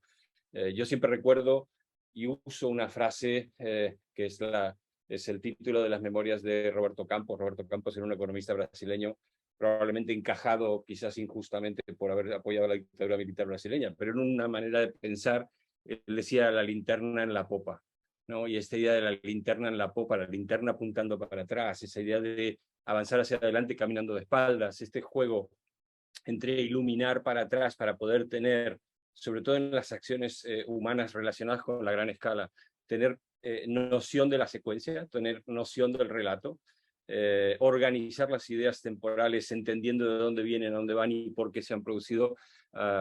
Primero, de la forma que lo has presentado es fascinante, es súper atractivo, da ganas de volver a mirar. Estoy buscando libros de cosas, de menciones que has hecho y que seguramente en el lapso de tiempo las he perdido y las tengo que recuperar. Así que fascinante. Decirte además, y esto ya es personal, hay una sensación de déjà vu, es personal, hay una sensación de déjà vu, de los que quizás ya tenemos unos cuantos años mirando todo esto, de algo, iba a decir circular. Circular es una palabra quizás demasiado bonita y demasiado actual para meterla, cíclica, ¿no? En el sentido de que acabamos teniendo una especie de cruz, una especie de DAFO, en el que por un lado están estas tendencias, estas dinámicas, digamos, de fuerzas entre algo que podría poner la palabra, asustado la palabra modernidad, contemporaneidad, global, digamos, esas van por un lado y es una fuerza irresistible en toda la lectura latinoamericana, y el otro es esta fuerza de reacción regional,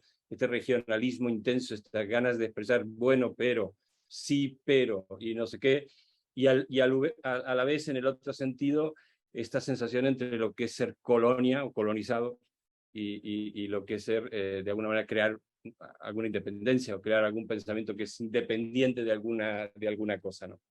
Una especie de cruz, y me da la sensación, tengo la percepción de que es un bucle en el que quizás, y ahora sí que me dirijo a los más jóvenes, a los chicos que están aquí, quizás las generaciones que vengan logren romper estas dinámicas que Florencia las ha puesto tan perfectamente explicadas.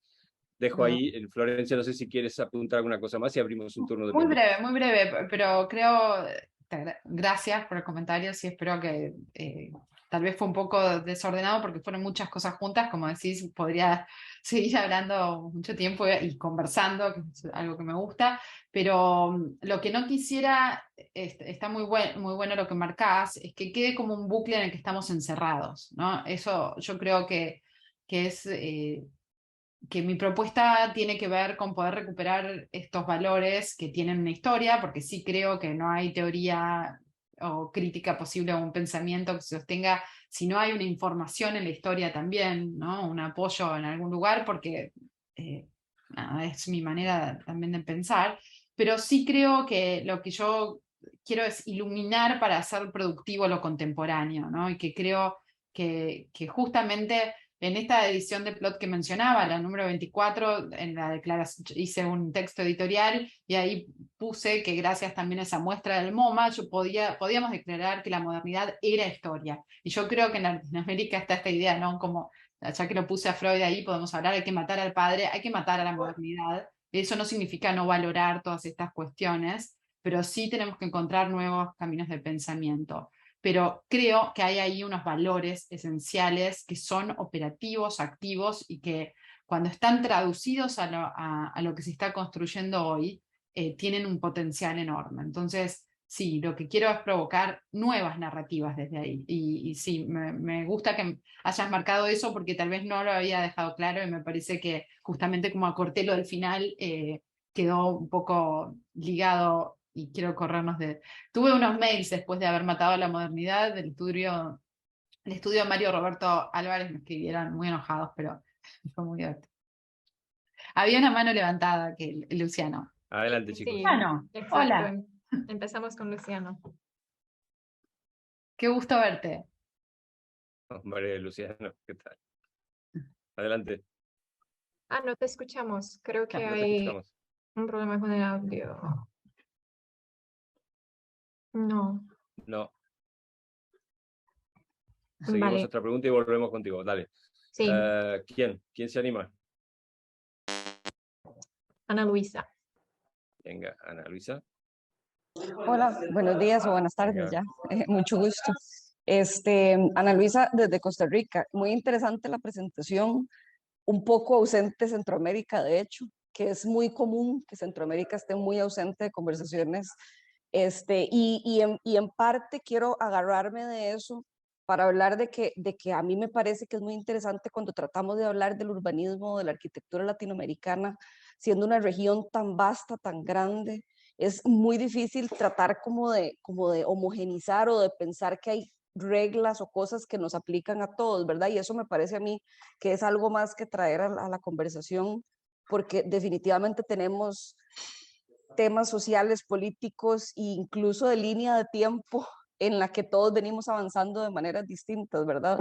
Entonces digo, lindísima la presentación, me parece súper interesante, muchísimo para pensar, pero creo que, digo, le pregunto cómo lo percibe usted también todo este tema de que es difícil homogenizar Sí, Latinoamérica siendo tantísimas culturas y tantísimas disimilitudes en general. sí, sin duda, estoy de acuerdo con eso que decís, Ana Luisa, también con lo de Centroamérica. En Centroamérica estoy haciendo, nosotros, Argentina está tan al sur de Sudamérica, que también, digamos, hay una situación que siempre en las referencias quedó más ligada a cierta parte de la región. Pero desde el año pasado, del anterior, estoy haciendo grandes esfuerzos. Había imágenes de Centroamérica, no sé si tal vez como no las puntualicé, pero sobre todo en toda la parte de la arquitectura moderna había imágenes centroamericanas. Creo que hay también una condición muy específica del Caribe y de Centroamérica que es distinta al resto de la producción, entonces a veces es sin duda más difícil unirla. Pero estoy de acuerdo y en desacuerdo las dos cosas con lo que decís de Latinoamérica, porque es algo y es una discusión constante y permanente, ¿no? Latinoamérica es un continente muy vasto, con muchas diferencias, pero al mismo tiempo los hechos y los momentos históricos, por eso hice el esfuerzo en mostrar esas cuestiones de la ciudad colonial o de ciertos hechos, hay cuestiones de paralelismos y sí hay esta juxtaposición. El problema es que, claro, que en esa ciudad colonial o en la ciudad republicana, como creo que señalé cuando estaba hablando, está un poco anulada, como decía antes, la topografía, pero también los pueblos originarios y las cuestiones anteriores.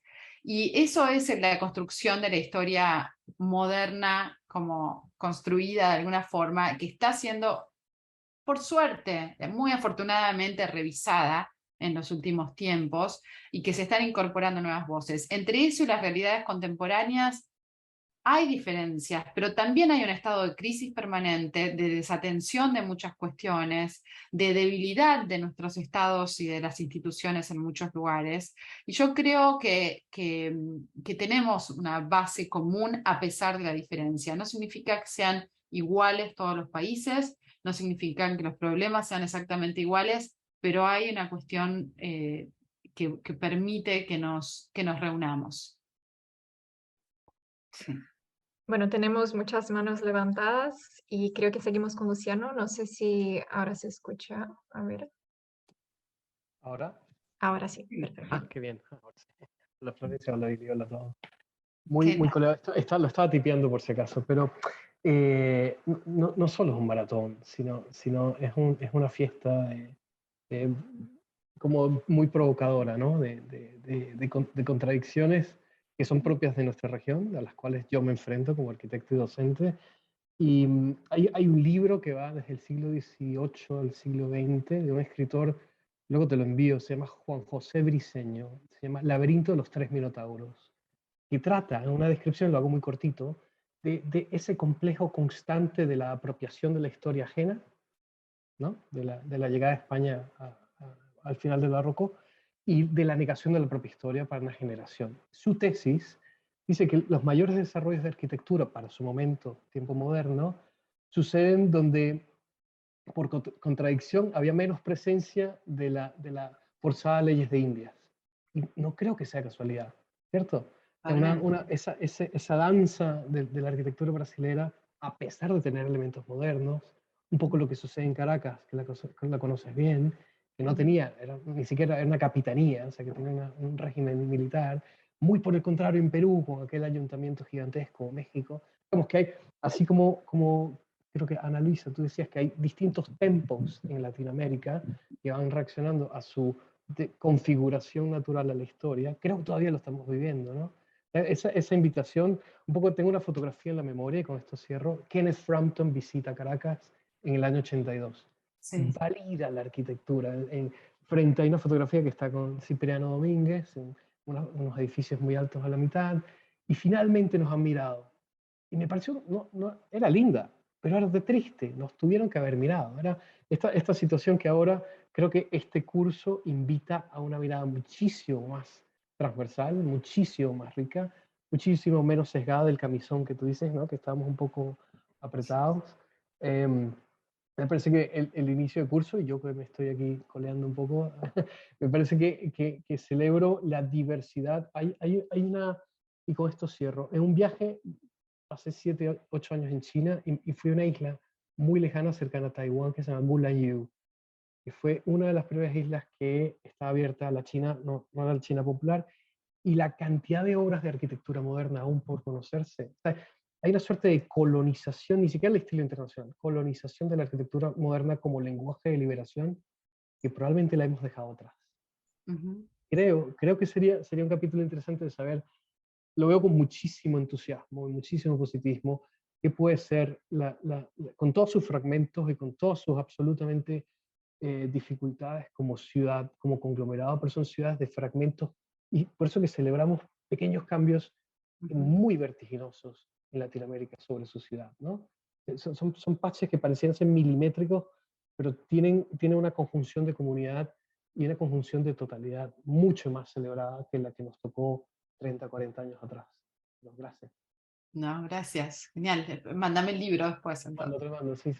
Genial, gracias. Vamos. Bueno, seguimos con la pregunta de Marco Antonio. No sé si está. Sí. Ah, no te escuchamos. Estás... A ver. No, todavía no. No se escucha. Todos, ¿cómo están? Un gusto saludarlos. Bueno, mi pregunta es una reflexión. Yo no soy arquitecto, pero a mí me preocupa mucho que en Colombia, en Perú, o sea, cuando uno viaja a las ciudades latinoamericanas, hoy prima el mal gusto, la falta de diseño, la falta de estética. No hay una integración planeada con el medio ambiente. O sea, no hay una armonización entre la belleza de la naturaleza y el diseño urbano. Y uno ve, pues yo no soy arquitecto, pues me dedico al tema de ciudades y tecnología, pero cómo volver a las formas, a la estética, es la pregunta que le hago, pues Florencia pues es una arquitecta reconocida, pero creo que los latinoamericanos tenemos que plantearnos cómo volver a las formas, a la estética, al buen gusto. Aquí en Bogotá, por ejemplo, estamos viendo un boom inmobiliario, sobre todo orientado a la compra de vivienda nueva después de la pandemia, pero la oferta de vivienda evidencia que los arquitectos no están proponiendo, digamos, una visión de ciudad orientada a disfrutar la ciudad, a evocar imaginarios digamos, de confort, de crecimiento en la imaginación de los ciudadanos, en que los ciudadanos puedan, a través de su vivencia cotidiana en la ciudad, proyectarse, desarrollar todo su potencial. Entonces, reitero, yo no soy arquitecto, pero sí creo que el desafío que tenemos en América Latina es mostrar una ciudad con unas características diferentes. ¿Qué ciudad le vamos a legar a las futuras generaciones, por ejemplo, en Bogotá? Bogotá se está llenando de edificios, todos iguales. Aquí en Bogotá, en particular, está primando el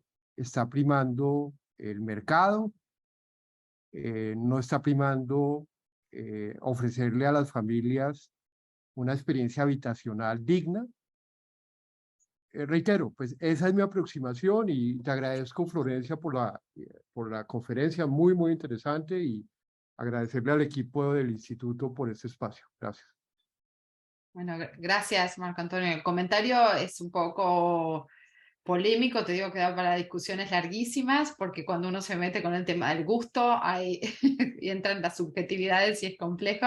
Es muy interesante lo que planteas. Me parece que es una discusión larga, porque el mercado, los arquitectos y arquitectas en general nos quejamos del mercado, pero al mismo tiempo el mercado está marcado por los gustos supuestamente del público. Y ahí hay que preguntarse qué pasa con esa contradicción y con esa fricción. Yo creo que da para una conversación larguísima, pero es muy interesante lo que marcás, y traer justamente al mundo de hoy como factor clave en la organización de las ciudades al mercado inmobiliario, sin duda. Pero todavía tenemos varias preguntas más y como terminaremos... Pero ¿puedo hacer una complemento, Laura? Bueno, creo que sí, pero súper rápido para seguir con las preguntas, para que dé tiempo. Florencia, a mí digamos, lo que me inquieta es que nosotros vivimos en un contexto de naturaleza exuberante, de riqueza en biodiversidad, y construimos ciudades lineales que nada tienen que ver con el entorno natural que tenemos. Entonces yo sí creo que en este contexto de cambio climático y deterioro ambiental, los latinoamericanos tenemos que hacer una revolución urbana alrededor de la naturaleza. Bueno, gracias. No, de nada. Gracias, Marco Antonio. Bueno, os pido que las preguntas sean más directas para que nos dé tiempo de escucharlas a todas, ¿vale? Seguimos con Melina. Hola, buenas tardes a todas y a todos. Hola, Florencia. Hola. Un gusto escucharte acá desde Paraguay. Un poco pensando en también lo que decía Marco Antonio recién. Pienso que seguimos desde nuestro continente y sobre todo desde Latinoamérica, que tengo como esta experiencia inmersiva y de habitar diversas ciudades en Latinoamérica, creo que seguimos buscándonos. Creo que el entorno es a su vez como lo que nos da identidad, y a su vez le vamos imprimiendo identidad según nos identifiquemos con el paisaje, y esa es una búsqueda eterna, digamos, sobre todo en un territorio que ha tenido tanta transculturación, que ha vivido diversas apropiaciones, que también a su vez tiene comunidades multiculturales culturales sumamente distintas. Por ejemplo, en Paraguay tenemos más de 19 comunidades nativas con una diversidad cultural, lingüística vastísima, y estamos todavía en ese proceso de sublimación, porque vino como la colonización a imponer un montón de cosas que son externas, y a su vez hay cuestiones culturales muy intrínsecas que todavía no han encontrado su manera de expresarse. Y creo que ese sigue siendo un desafío en el entorno construido y en la forma en la que proponemos la convivencia en ese entorno construido. Y pienso que todo esto, encima con lo global que puede generar, los vínculos globales que genera la tecnología hoy, se agrega un mundo nuevo, un nuevo paisaje también, que va a estar de alguna manera transversal a todo lo que se proponga. Y creo que es un desafío enorme también proteger nuestros territorios y poder imprimirle la impronta de cómo queremos que sea esa convivencia en un determinado territorio. Pero gracias por también haciendo mención a lo que Willy dijo del alegato profundo a la reflexión. Me sumo a eso porque creo que es, o sea, no podemos escindir nuestra práctica profesional de esa reflexión. No podemos avanzar si no suponemos que estamos produciendo conocimiento también. Entonces, muchísimas gracias por los disparadores sumamente interesantes en esta charla inaugural. Gracias. Gracias, Melina, por tu comentario. Lo que sí creo que acá vale el reclamo a las nuevas narrativas, porque yo creo que hay una nueva arquitectura paraguaya, por ejemplo. Tuve la suerte de poder viajar y visitar varias obras, y cada vez que muestro el conjunto de obras en distintos lugares, como toda junta, es muy impresionante. Entonces creo que ahí sí es donde nos toca organizar narrativas para poder justamente hacerlas productivas. Ese es el tema, y por eso es mi reclamo siempre de que trabajemos en esa línea. Totalmente, y siento que en Paraguay sí hay buenas prácticas de esa sublimación, y que tienen que ser justamente lo que vos decís, tienen que enmarcarse dentro de esas nuevas narrativas, de un relato que acompañe el quehacer y la materialidad. Y hay que buscar la manera y encontrar los caminos, por supuesto. Gracias. Seguimos con Mauro. Hola, buenos días o tardes, todavía no sé qué fecha está, qué hora tienen allá.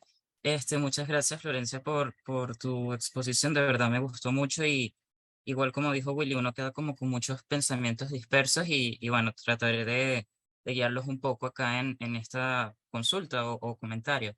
Me llamó la atención como esta anécdota que estás comentando de Baudelaire, me llamó mucho la atención como ese mundo o esa dualidad entre las personas que quieren, como tienen esa curiosidad de conocer a otras personas dentro de la ciudad que tienen otras experiencias de vida, y luego tenemos a esta otra faceta que lo que quiere es como cerrarse o alejarse o como generar esa barrera o esa distinción. Y me llama mucho la atención porque esa barrera no pasa solamente en algo que es como yo estoy en una posición y tú en otra, sino que las empezamos a volver físicas, unas barreras tangibles que están muy presentes en las ciudades latinoamericanas, desde esta fundación de esa ciudad colonial, que todas esas ciudades están cubiertas por muros para defendernos de los ataques, pero empiezan a trascender un poco ese tema de defenderse, y va como permeando cada vez más a la parte privada. Entonces uno transciende por todas estas ciudades y lo que ves son muros, murallas por todas partes, una muralla que te divide un espacio privado, luego del espacio privado tienes otra muralla más, y si no son cercas. Entonces me llama mucho la atención también a medida que vas mostrando todas estas imágenes sobre ese modelo latinoamericano que es más abierto, integrado, de espacios libres y amplios, y entonces allí se me presenta como esta contradicción. Bueno, si tenemos como esa idea de apertura, de querer mostrarnos al mundo, de querer estar siempre como en esa mirada y querer interrelacionarnos, porque en nuestras mismas ciudades empiezan a haber tantos muros tras de muros tras de muros que nos evitan entre nosotros mismos relacionarnos un poco. Entonces quería saber qué opinabas sobre eso, si eso es algo que, como se está presentando ahorita en la modernidad y que incluso puede cambiar ahorita en tiempos contemporáneos con este tema de la pandemia, que la gente quiera como trascender de esas barreras y buscar modelos más abiertos y más integrados. Sí. Mauro, es una gran pregunta, pero necesitamos políticos, educadores y ministros que tengan ganas de ayudarnos a que esas cosas pasen, porque la arquitectura tiene sus limitaciones y yo también creo en la vida y en el valor del espacio público, en los lujos compartidos y no tan privados, y en un montón de cuestiones que van de la mano de lo que estás diciendo y que van de la mano de varias de las arquitecturas que mostré hoy, pero sin embargo muchas de las cuestiones que pasan en nuestros países lamentablemente tienen que ver con unas cuestiones de educación, de contención social, de seguridad y de cuestiones que por otro tipo de ausencias. Y claramente esas cosas que menciono son tan parte de constituir ciudad como un proyecto, ¿no? No podemos pensar a la ciudad sin todos esos valores, por eso el plano urbano diseñado en un tablero, aquel plano urbano viejo es obsoleto, no sirve, no va. Esto es una construcción generalizada con muchísimos actores y que necesitan que se puedan abrir esas conversaciones. Es un problema súper complejo, sin duda. Claro, me recuerda mucho a la frase de un arquitecto venezolano, de Tomás Sanabria, que siempre decía que la ciudad es un hecho político, a fin de cuentas. Entonces es muy interesante todo este tema. Gracias. Sin duda, no, gracias a vos. Seguimos con la Chicos, pregunta. sintéticamente, ¿vale? Porque tenemos pocos minutos para encajar y para escuchar a Florencia en los minutos que quedan. Ser sintéticos. Sí, sí. Seguimos con la pregunta de Hackeo.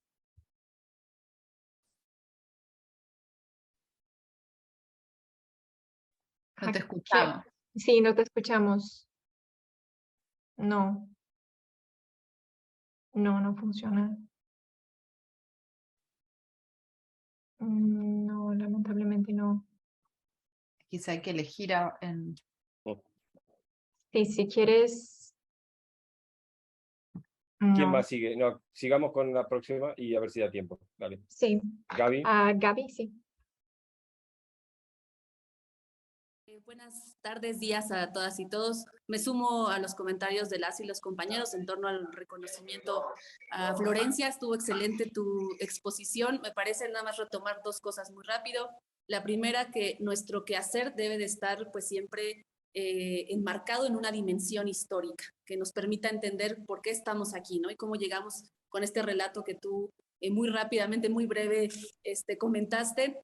Yo no me dedico a la arquitectura, yo soy política, fui diputada, hice marcos legislativos en torno al patrimonio, y algo que ahora estoy tomando es sobre la descolonización política, porque como bien tú comentabas, todo el tema de la colonización como América Latina, se impusieron pues formas de pensamiento, como incluso hasta el tema ontológico que tú hablabas de esta división de naturaleza y cultura, que en los pueblos originarios no está esa división.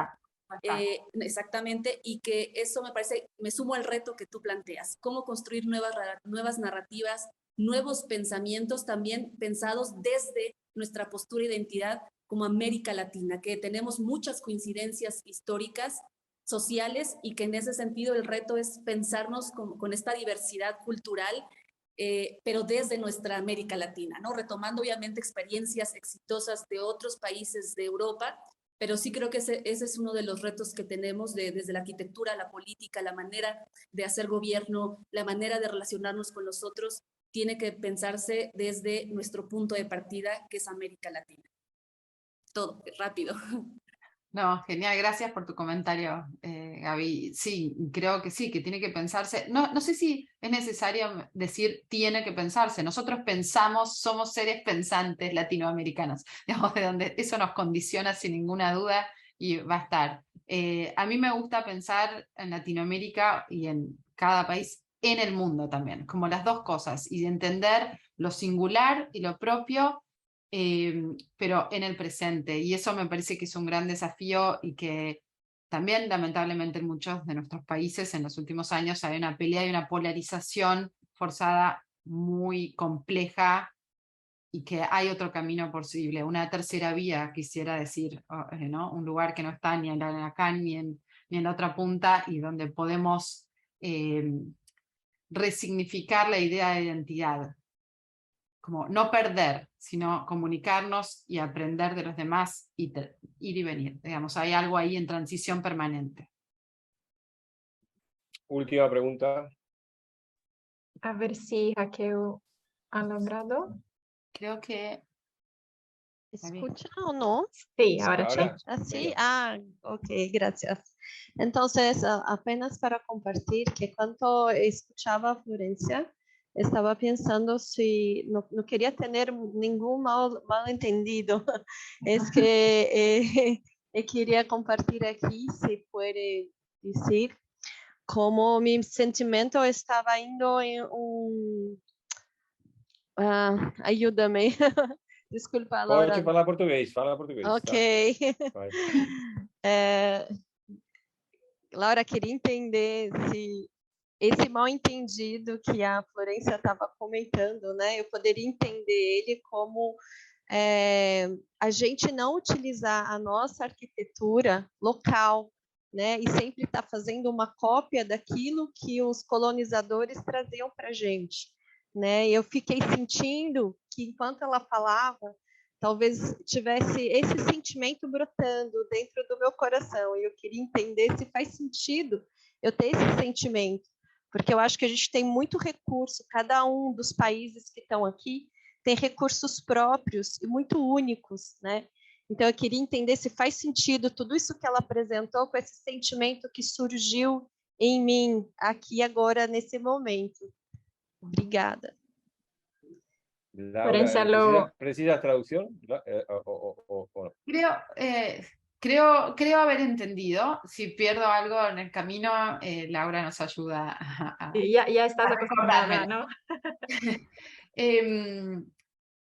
Digamos, yo creo, algo que insisto siempre y muchas veces, más dedicándome a los medios, ¿no? Que muchas veces el tema de la imagen es tan fuerte y la seducción de los proyectos por cómo uno se ve y que aparece la copia del proyecto y tratar de trasladar exactamente lo que uno ve en un lugar a otro lugar.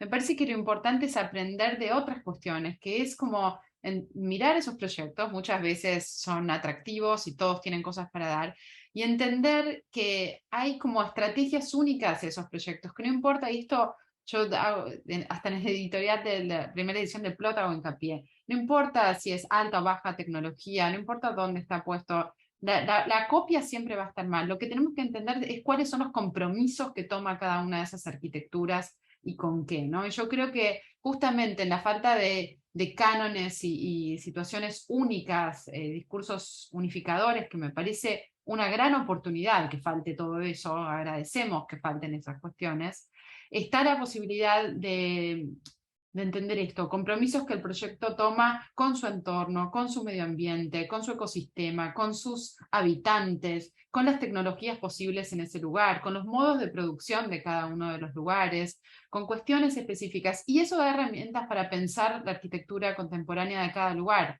Ahora, que no vamos a poder en nosotros, este grupo que estamos acá, hacer que no ocurran más las copias, o que no ocurran las malas interpretaciones, que no es lo mismo que los malos entendidos en el sentido que los estoy usando. En el malentendido hay una lectura de eso y tal vez una transformación porque hay una adaptación. Me gusta la palabra que creo que Gaby usó, la idea de transculturación. En la transculturación hay una transformación siempre, hay una adaptación, un registro, y ahí no se borra lo propio. Entonces, creo que ahí es donde me interesa navegar, y mientras hablaban recién, y me gusta que haya habido tantas preguntas, pensaba y me acordaba de que me preguntaba yo misma, haciendo una especie de propio psicoanálisis, si esto del malentendido no vendrá también. Yo participaba cuando recién me recibí de unos grupos de estudios con una filósofa, Marta López Gil, y Marta se ponía siempre para dar conferencias, hoy pienso por qué me puse esto tan visible, unos collares muy particulares y accesorios, y decía algo que era, si no convenzo, confundo, porque me parece que en la confusión hay un valor maravilloso, y que ahí está la conversación. No querer, y de nuevo voy a lo de la polarización de las ideas, y si vamos a ir a la identidad del nacionalismo extremo frente al otro, creo que hay algo mucho más productivo cuando en un diálogo, sea de tendencias, de identidades, de aprender, de diálogo que puede ser entre proyectos de arquitectura, no solo entre personas, hay la posibilidad de cambiar un poquito de idea, de transformarse, de verse afectado. Y ahí está como la confusión y el malentendido, de que nos afectemos mutuamente. Y en la arquitectura creo que hoy en la construcción de ciudades y en los valores que damos, el afecto sin duda tiene que estar, no solamente por las arquitecturas del cuidado, ¿no? Y todas estas tendencias tan valiosas del pensamiento hoy, sino también desde ese lugar, desde lo propio y lo global, desde donde operamos, pero en un mundo, y que también nuestro mundo a veces es el más cercano, y hay que entender cuándo hay que responder solo a lo cercano y cuándo a lo, ¿no? Hay como, ahí sí me gusta la idea del parametricismo, que en otras cosas no me gusta, los parámetros que nos definen. Bueno, no podía haber mejores palabras para cerrar este día de hoy de presentación, que las que ha dicho ahora Florencia, y para abrir el curioso, el divertido, el fantástico, el terrible, no sé cómo llamarlo, año que tenemos por delante todos nosotros. O sea que, Florencia, abrazos y besos enormes, muchísima suerte en tu nueva posición ahí. Cuenta con nosotros para lo que sea, ya sabes que en el IAC tienes tu casa. Y chicos, ahora les dejo con Laura un minuto que explicará alguna cosa de la secuencia, pero encantadísimo. A ver si hacemos igual que el año pasado, el nivel es altísimo. Hay algunos por aquí que pueden demostrarlo. Francisco, Federico, veo gente del año pasado. El nivel lo dejaron muy alto. Lo que les viene es potente. Solo les pido, hagan lo posible por incompatibilizar la vida personal con esta pequeña dosis, estas cápsulas que hemos puesto cada día para poder verlos. Muchas gracias. Gracias, Florencia. Un besazo. ¿Vale? Gracias a todos. Gracias. Adiós. Gracias, Florencia. Y bueno, como siempre. Sí, perdón, nada más. A ver si hacemos un acuerdo UIC-IAC, algo tendríamos que hacer en conjunto. Y otra cosa es que agradezco mucho las preguntas, y que Zoom es un medio a veces difícil, pero fue muy lindo porque veo caras, me puedo comunicar, y eso fue un placer muy grande. Así que les agradezco haber estado ahí y las conversaciones posteriores. Gracias, Florencia. Adiós. Siempre es un placer escucharte. Y bueno, a los alumnos de la maestría, como ha dicho Willy, empezaremos ahora oficialmente, y la semana que viene empezaremos con la conferencia del director del IAC, Daniel Ibáñez. Y bueno, ya os he enviado un correo hoy que la conferencia que iba a hacerse el lunes se ha trasladado al martes. Así ya tenéis este cambio en vuestro calendario. Entonces empezaremos con la conferencia de Dani. Y para los alumnos que van a realizar el precurso de herramientas digitales, la próxima semana las clases serán de miércoles a viernes. Y creo que es esto. Bueno, hasta la próxima semana. Muchas gracias. Feliz fin de semana. Adiós. Gracias, Florencia.